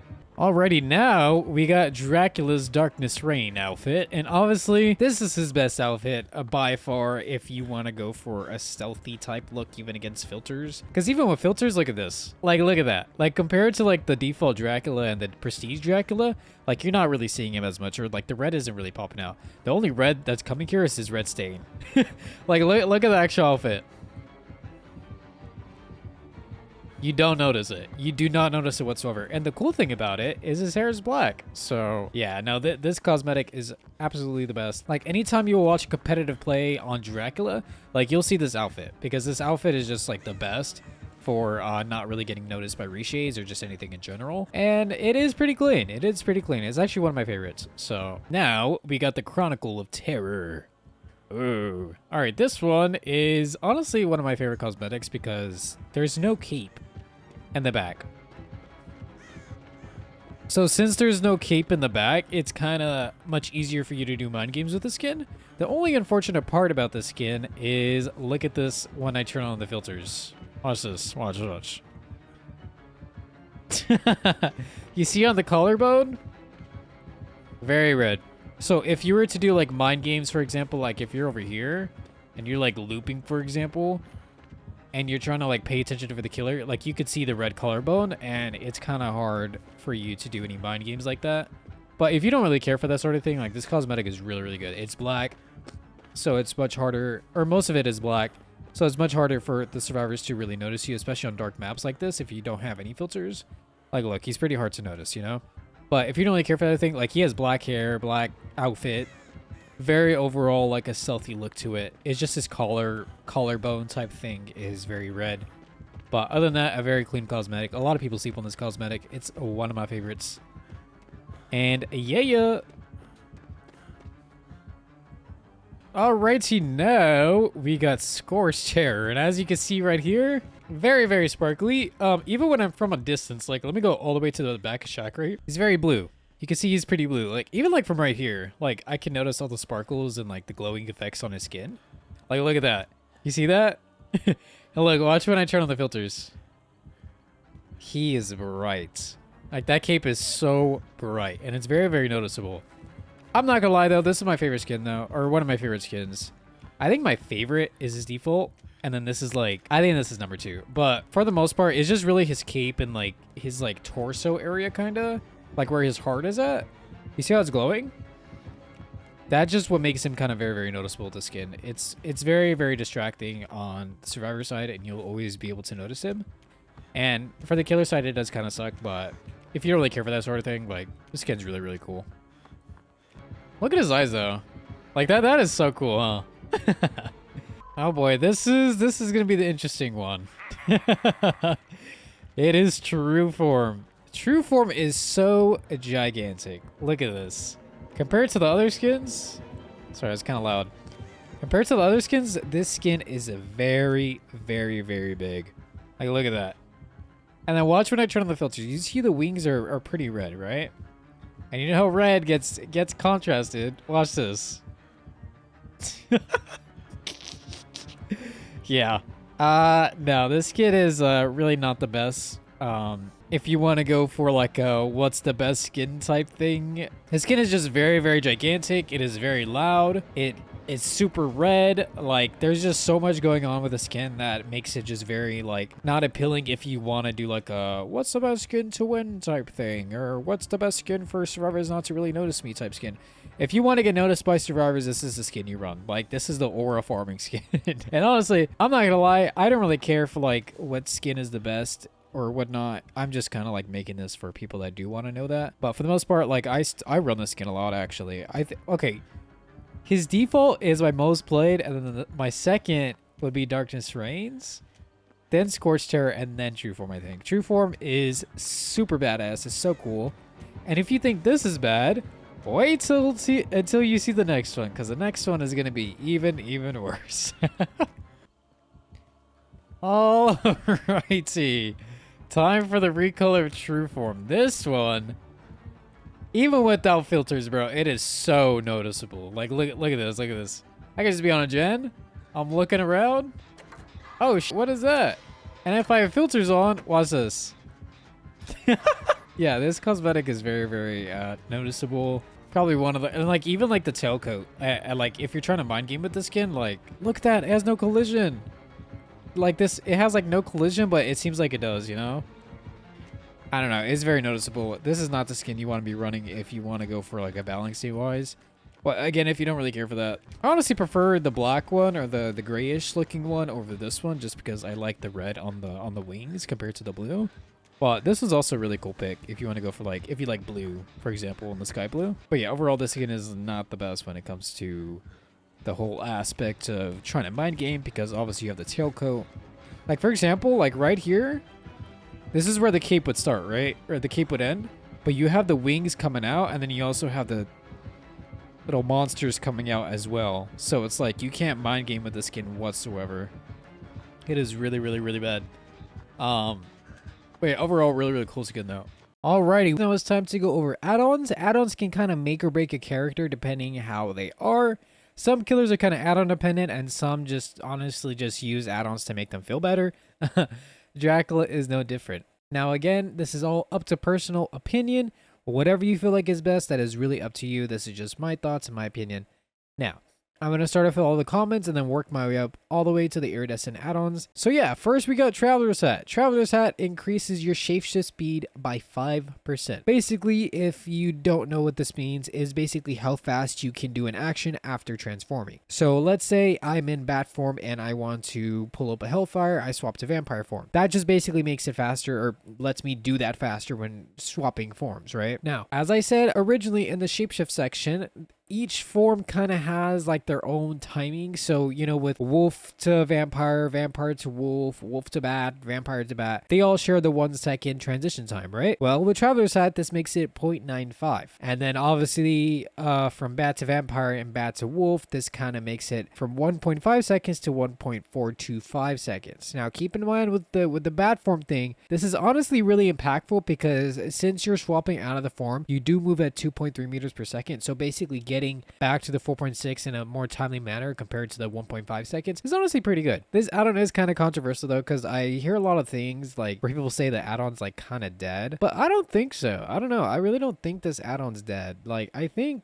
it's not as strong as it used to be, but it's also like not terrible. Obviously, the 0.5 seconds is 0.05 seconds isn't like super impactful, but on like certain maps, like indoor maps, or if you really want to go for Hellfire play or just something in general, this add-on is actually pretty good, and I actually love running this add-on a lot, even with its nerf. Yeah, it's not the best like it used to be, but I would rate it like probably mid-tier in my opinion. Alrighty, next on the list we got Ruby Circlet. This basically decreases your Hellfire cooldown by 5%. So instead of your Hellfire cooldown being 9.5 seconds, it's going to be 9.025 seconds. Basically, this, I think they kind of just want to keep it around the 9-second Hellfire cooldown time with this add-on, but unfortunately, just by itself, I wouldn't really run it. It's only really good if you run it with Siltfeather, because, you know, obviously with the 2 Hellfire cooldown times, it kind of makes Hellfire like a spamming monster, or it makes you a Hellfire spamming monster, but by itself, I don't think it's really impactful. It's kind of like a niche add-on. It gets overclassed by other add-ons, but if you want to run it, like, you can. It's not my personal pick of add-ons. It's like an okay add-on, I'll say that. It kind of deserves like the spot of it being a brown add-on though. Alrighty, now we got Clock Tower Gear. Clock Tower Gear reduces the cooldown of your Shapeshift by 5%. Basically, instead of your cooldown being 3.5 seconds, it's going to be 3.325 seconds. This is really, really good, and I know a lot of people say this add-on is dead as well, but I don't think it is. It's actually really good because it kind of like helps with the zoning with bat form, for example. Like let's say you hit someone, you swap to bat form to catch up to them with their speed burst, and then like you'll be able to get out of bat form in just like more of a timely manner and be able to injure them. Now with just the basic 3.5 time, it can be kind of harder to do this, but even like by itself or just regular like, you know, Clock Tower Gear, you can obviously do it without Clock Tower Gear. It's more of a feels good add-on. It's just that extra little push to basically help you, but you know, by itself it's really good. I would say it's really good if you want to go for bat forming play, you want to do like a lot of M1ing with bat form, or you know, a lot of transforming to basically try and find survivors. You know, you could do the burning effect like how we talked about earlier with Clock Tower Gear. That's a really, really good thing to do, and that's honestly one of my favorite things to do with Clock Tower Gears as well. Alrighty, now we got Cerberus Talent. Cerberus Talent increases the reveal distance of sent orbs. Basically the aura that you get from the sent orbs, it basically makes it from 12 meters to 24 meters. This is so good on indoor maps. Let me tell you, this is one of my favorite add-ons. The crazy part is I don't even really run this add-on as much, but I literally love this add-on so much because it's so good for information, especially on maps like Forgotten Ruins or Larry's or just any indoor map. Having this aura reading range, if a survivor is just walking around trying to like patrol for a save, you'll have that information of where they're at. And then if you have other add-ons like let's say Goblet to basically increase the lifetime of the sent orbs, it is a powerhouse for a Cerberus Talent. It is so good, and I think it's literally one of the best information add-ons in the game, in my opinion. Again, please keep in mind they have to be running to make a sent orb, and they have to make a sent orb in order for you to get information from this, but it's really, really good on indoor maps, and it's really good if you're not really good with tracking or just in general with Dracula. Alrighty, we went all over the browns. Now it's time to go over the uncommon add-ons. To start off, we got Winged Boots. Winged Boots is kind of underrated. I don't see much people really run this. The only time I really see people run it is in like competitive play, but like by itself, like when I'm just kind of watching Dracula players, I never see anyone run this. Basically, this makes your maximum distance of the teleports, so like how far you can teleport from 32 meters to 38 meters. Now keep in mind, since you have a longer teleport, or you have a bigger teleport range, you will also have a longer teleport travel time. So please keep that in mind. It's kind of like, it's going to be very predictable for the survivors to see when you're coming from, for example, but if you're not really worried about that, then this add-on's really good, especially if you hook a survivor, you need to get to that point B to like pull up a pop or turn back the clock on the generator, for example, then this add-on is really, really good. And it's really good for just map control and your map mobility, especially with bat form. All right, if you guys know me, you know I absolutely despise this add-on. I literally hate this add-on so much. It is probably my most hated add-on in the entire game. White Wolf Medallion. I have advocated for this add-on to get changed for the longest time, and if anyone is listening to me, if any DVD gods are listening to me, please do something about this add-on. Basically, if you don't know what this add-on does, it basically increases the rush action killer instinct that you get from wolf form by 1 singular second. Now, you already know where they're at, so it's like there's no really need for that extra second. And if you're outside of a chase, like, 1, you're going to see where the killer instinct is at.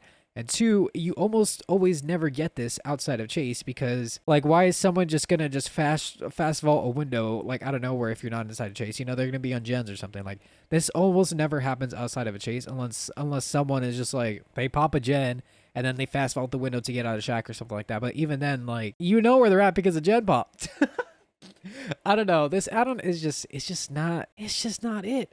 I don't know, man. I don't know. Like, I even tried using it myself. Like, I understand, like, there needs to be add-ons for, like, newer players or, for example, like, to help them get into the killer. But even then, like, a second just, like, I don't know, man. Maybe it's me. I don't like it. I really do not. I feel like there could be, like, another possible option that you could do with wolf form for this. So, like, a good rework that I really liked is, basically give this the effects from is to basically give the effect from Force of Echo onto this add-on, and then we'll get into Force of Echo later of what I'm going to do to it. But yeah, no, I don't really like this add-on. I would not prefer if you run this. Again, personal preference. If you want to run this, it is totally up to you. But even if you're in a chase and you're using this add-on, like, you already know where the survivor's at. You can track them with audio. You can track them with the blood pools, you know, basically the stuff that Wolfform gets. So it's like this add-on is kind of like obsolete. You don't really need this add-on. On to the next add-on, Moonstone Necklace. So Moonstone Necklace decreases your tear radius by vampire and wolf form by 8 meters, basically making your tear radius 24 meters at all times. Keep in mind that you are undetectable in bat form, so it's just you are permanently having a 24 meter tear radius, which is really good because literally every single stealth killer of the game kind of has tear radiuses this small. So Dracula with his strong power and being able to have this is just so strong. And even by itself, like, you can run this with monitor to basically give you an even smaller tear radius, but by itself it's so good. Now this add-on used to be 4 meters, but they kind of buffed it to 8 meters. So this add-on's really good. You can run it with, like, for example, Face to Darkness. So since you have a small tear radius, anyone that's outside of your tear radius will scream and reveal the location. I love to do this, especially with Deadmans. So if they're on an outside gen and, you know, they scream, Deadmans will force them off the generator. Or if you just want to run it with Monitor and Abuse, this will make your tear radius even smaller. And yeah, no, this add-on is really, really good. It's really slept on. I think it's one of my favorite add-ons in the game right now. Obviously, keep in mind that if you're running it with Infectious or something like that, it's not going to really be the best since you have a smaller tear radius. And if you have a smaller tear radius, like, there's like a chance someone won't really be detected by Infectious since it works off of tear radiuses. For the next add-on, we got some magical tickets. This basically increases the speed of your teleport from 12 meters a second to 13.2 meters per second. Now, speed of the teleport and range of the teleport are two different things. This basically just makes it where you're teleporting faster to get out of the window or pallet ball where you're coming from. I'm going to be honest, when Dracula got his changes of all his add-ons and stuff like that, I've been using this add-on nonstop. I'm not even kidding. This is one of my favorite add-ons in the game right now, and the reason why is because personally, I love to be so aggressive with bat form and chase. And as I explained earlier, how you can be aggressive with bat form, you can basically swap to bat form, teleport to the window, and since you're faster, you can cut the survivor off even faster and then get to vampire from wolf form and then pressure them that way. This add-on is so slept on, and if you play it with, let's say, I don't know, if you want to go clock tower your magical ticket and then just kind of like play for cutoffs or just, you know, be so aggressive with bat form, you could do that, and it's just, it's so insane.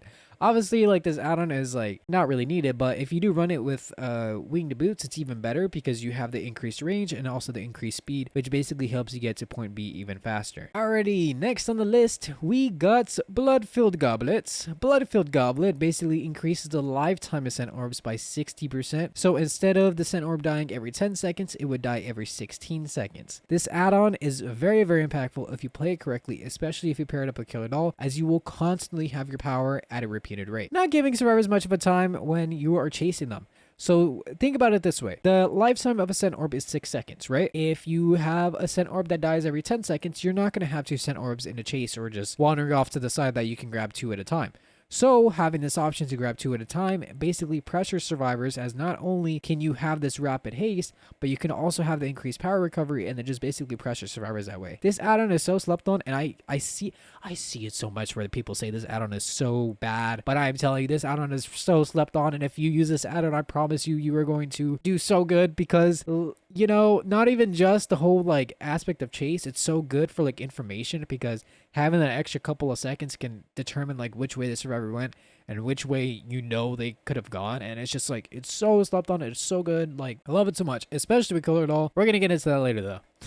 Alrighty, it's time for his rare add-ons or his blue add-ons. Now, first on the list, we have Sylph Feather.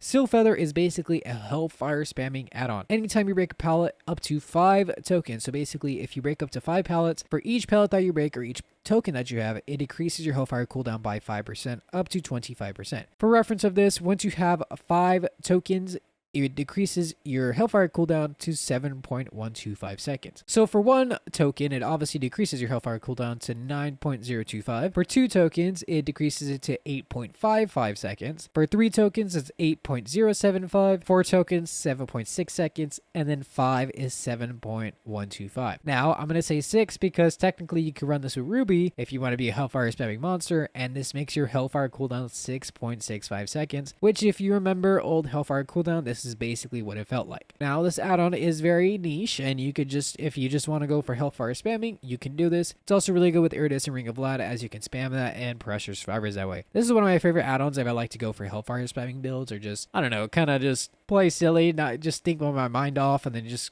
I don't know, shoot Hellfires, just shoot and just pressure survivors. Or if you just want to pressure them just in any way, zone them, you know. Because, you know, Hellfire is really good for zoning, and having access to your Hellfire again in a timely manner just basically makes it where you can zone survivors much more often.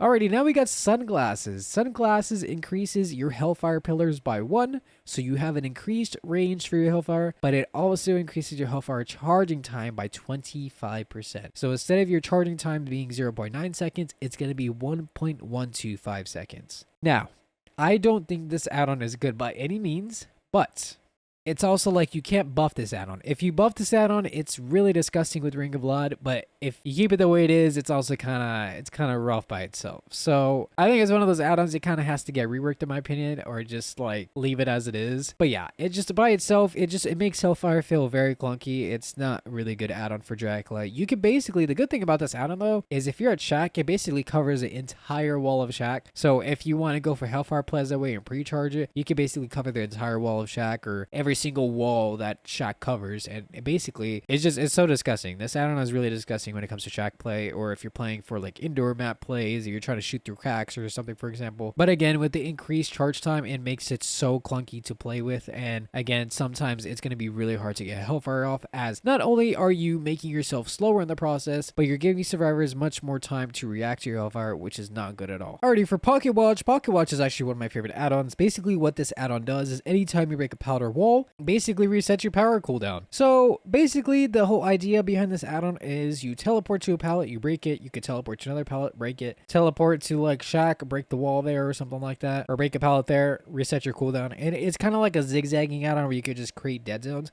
This add-on is so strong, and I honestly see people call it like a niche add-on, but I don't think it's a niche add-on. This add-on is so impactful, especially when you are creating dead zones, because obviously if you chase a survivor into the dead zones later on, they don't have anything to work with. And if you run this with Brutal or any type of perk that can make your pallet breaking faster, or if you run it with Dwag, for example, you could basically get so much information on the survivors. Think about it this way. You teleport to a pallet, you break the pallet, right? They're going to scream, obviously going to reveal the location, so then you teleport where they scream to, and then vice versa. This add-on is so amazing, and I love it so much. This is actually one of those add-ons where I hope it doesn't get reworked for no random reason if it ever does get touched, because it's just so niche, but it's also like so good. Like I love it so much. I literally love it so much.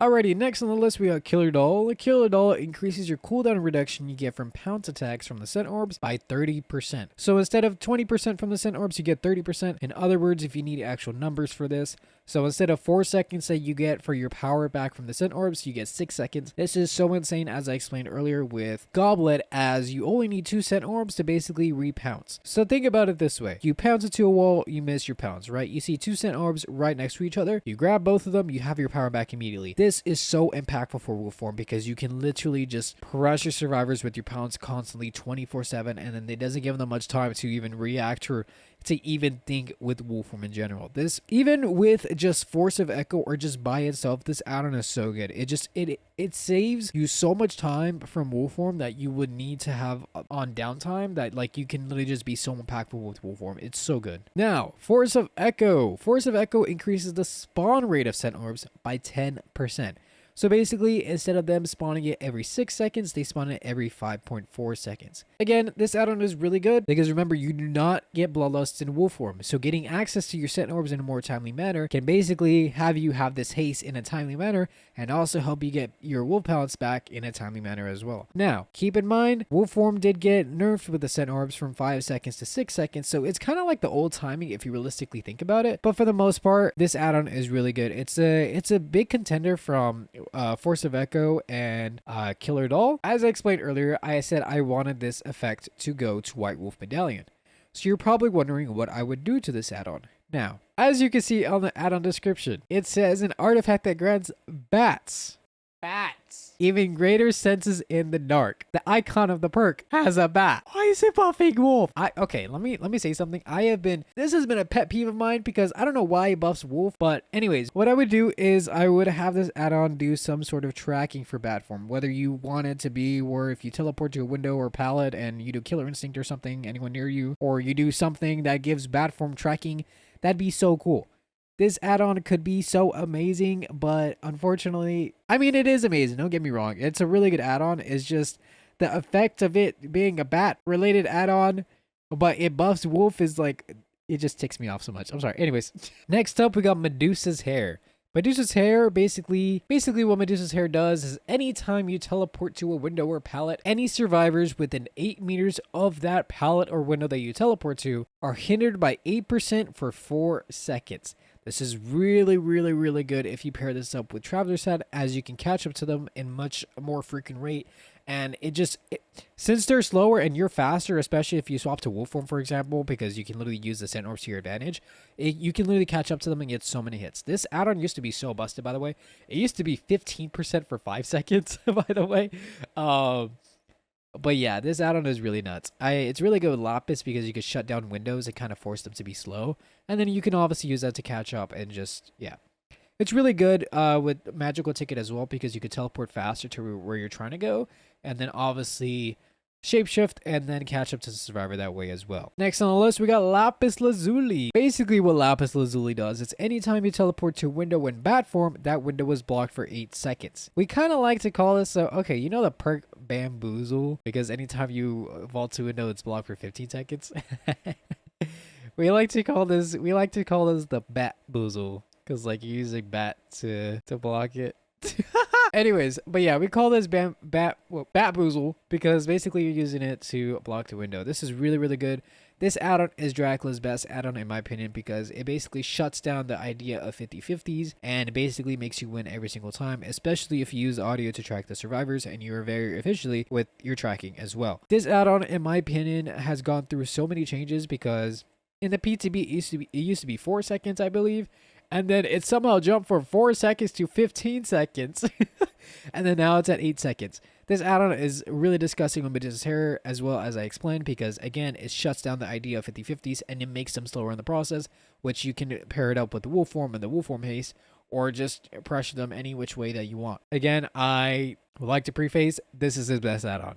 Next. Now onto Warg's Fang. Warg's Fang works where anytime your pounce is off cooldown and you grab a scent orb while the window is down. The moment your pounce comes down and whoever scent orb that you collected within that time of your pounce being down, you will see their aura for 5 seconds. I don't know, it's kind of mixed because the way, like, you kind of know where they're at, but it's really good for Hellfire play, or if you lose line of sight on the survivor and you kind of want to go for a pounce play because you have their aura, for example, if you don't have direct line of sight of them. So you can kind of pre-charge behind a wall or something like that, for example, but by itself, it's kind of meh.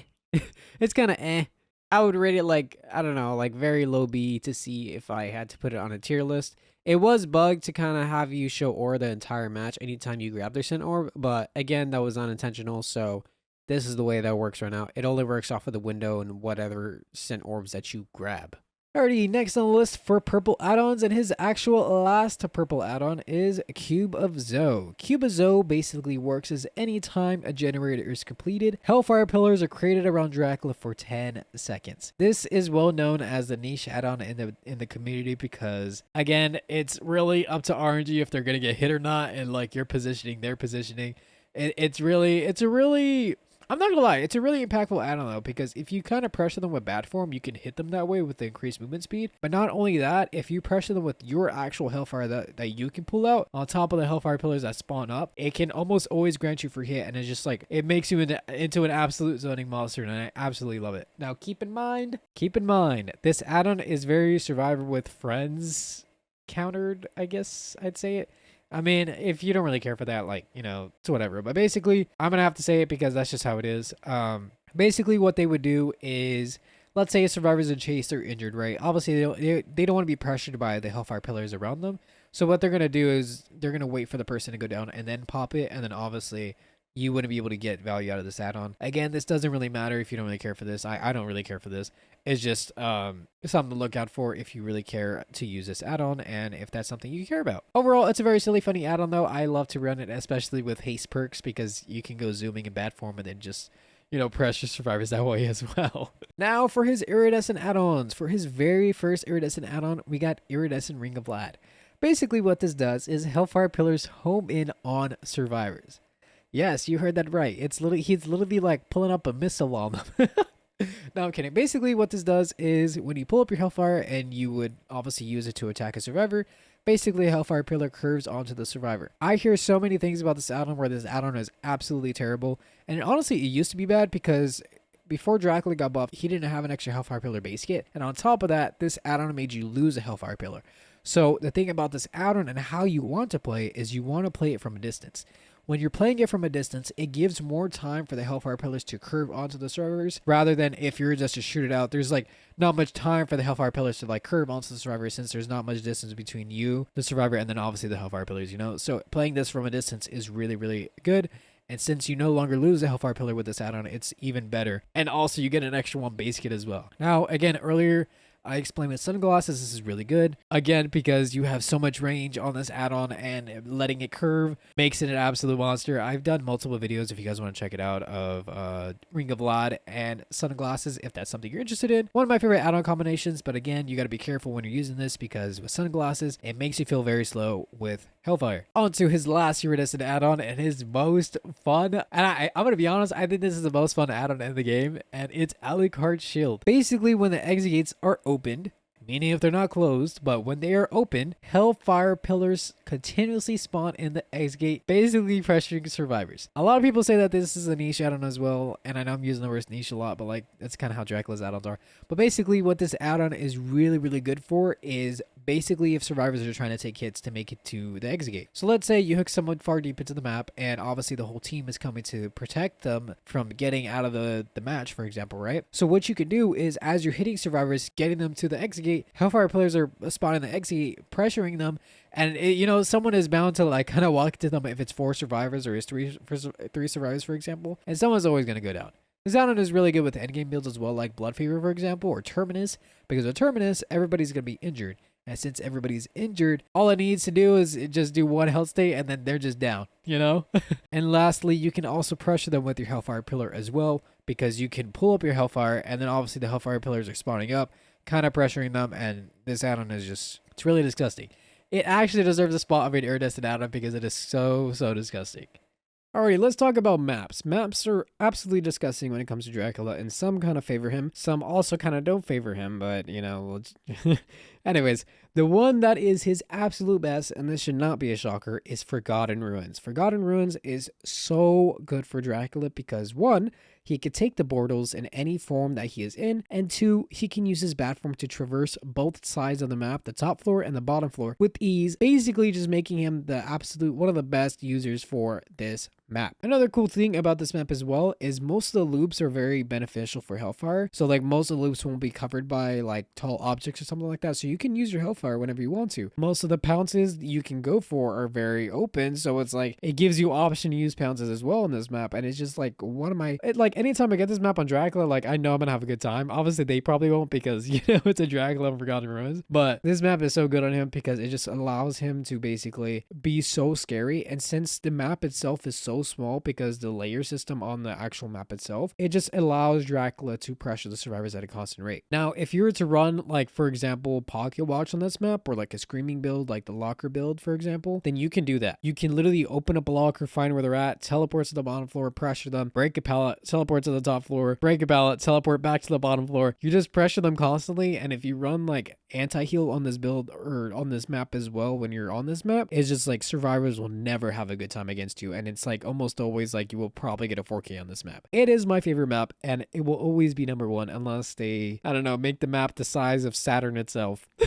Now for Dracula's second best map, in my opinion, is Midwich. Midwich is so disgusting on Dracula because, again, this map is pretty small when it comes to Dracula, and he can teleport across the map at a constant rate with bad form. Now, let's say you spawn on the left side of the map. The moment you spawn in, most of the time survivors will always spawn on the right side of the map, so you just basically teleport to the other side of the map, and you always have a constant chase on survivors. It's so disgusting for Dracula, and like, even if you run the locker build on this map, like, that locker is going to cover basically the entire map, and survivors will always have, like, they will always scream and always have their location revealed, and it's just, like, it's so disgusting on this map. And even if you don't run this, like, just basically leaving pallets down and teleporting constantly around the survivors, if you run it with Thwack, if you run it just in general with any, like, anti-heal build, they can't really do much. Like, this map is so disgusting for Dracula. And at first, when Forgotten Ruins came out, I was really debating. I was like, dang, which map is actually better for him? Because, like, you know, these maps are so disgusting for Dracula, but I was like, I don't know which one's better.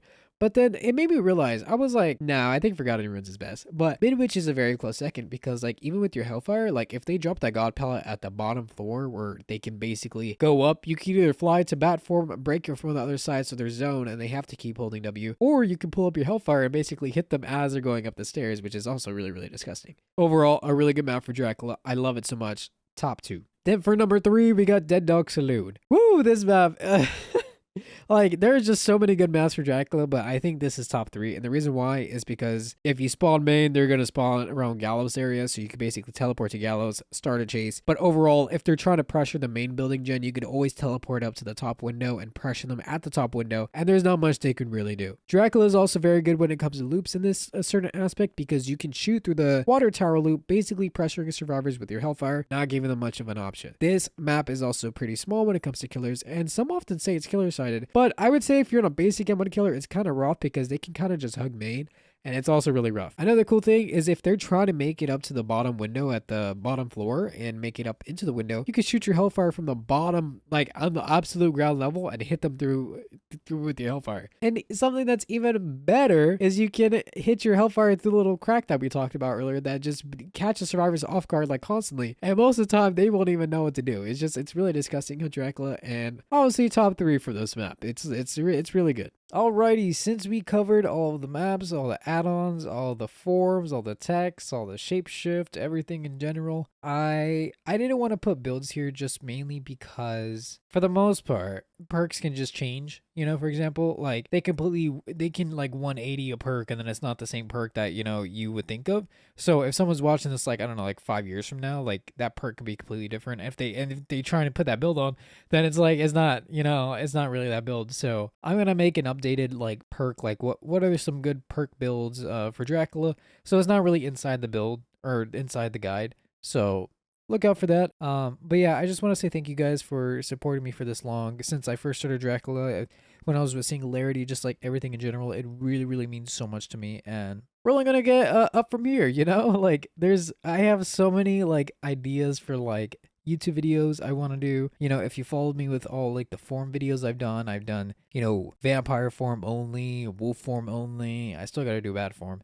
But, you know, for the most part, I've done like gimmicky stuff like that. So we're going to continue to do that. We're going to continue to do like build videos and stuff like that. But yeah, thank you guys so much for supporting me. And yeah, I'll see you guys in the next one. If you made it this far, by the way, make sure you comment fire. Yeah. Or Hellfire. Or no, comment a woo. Yeah, comment a woo. All right, I'll see you guys in the next one.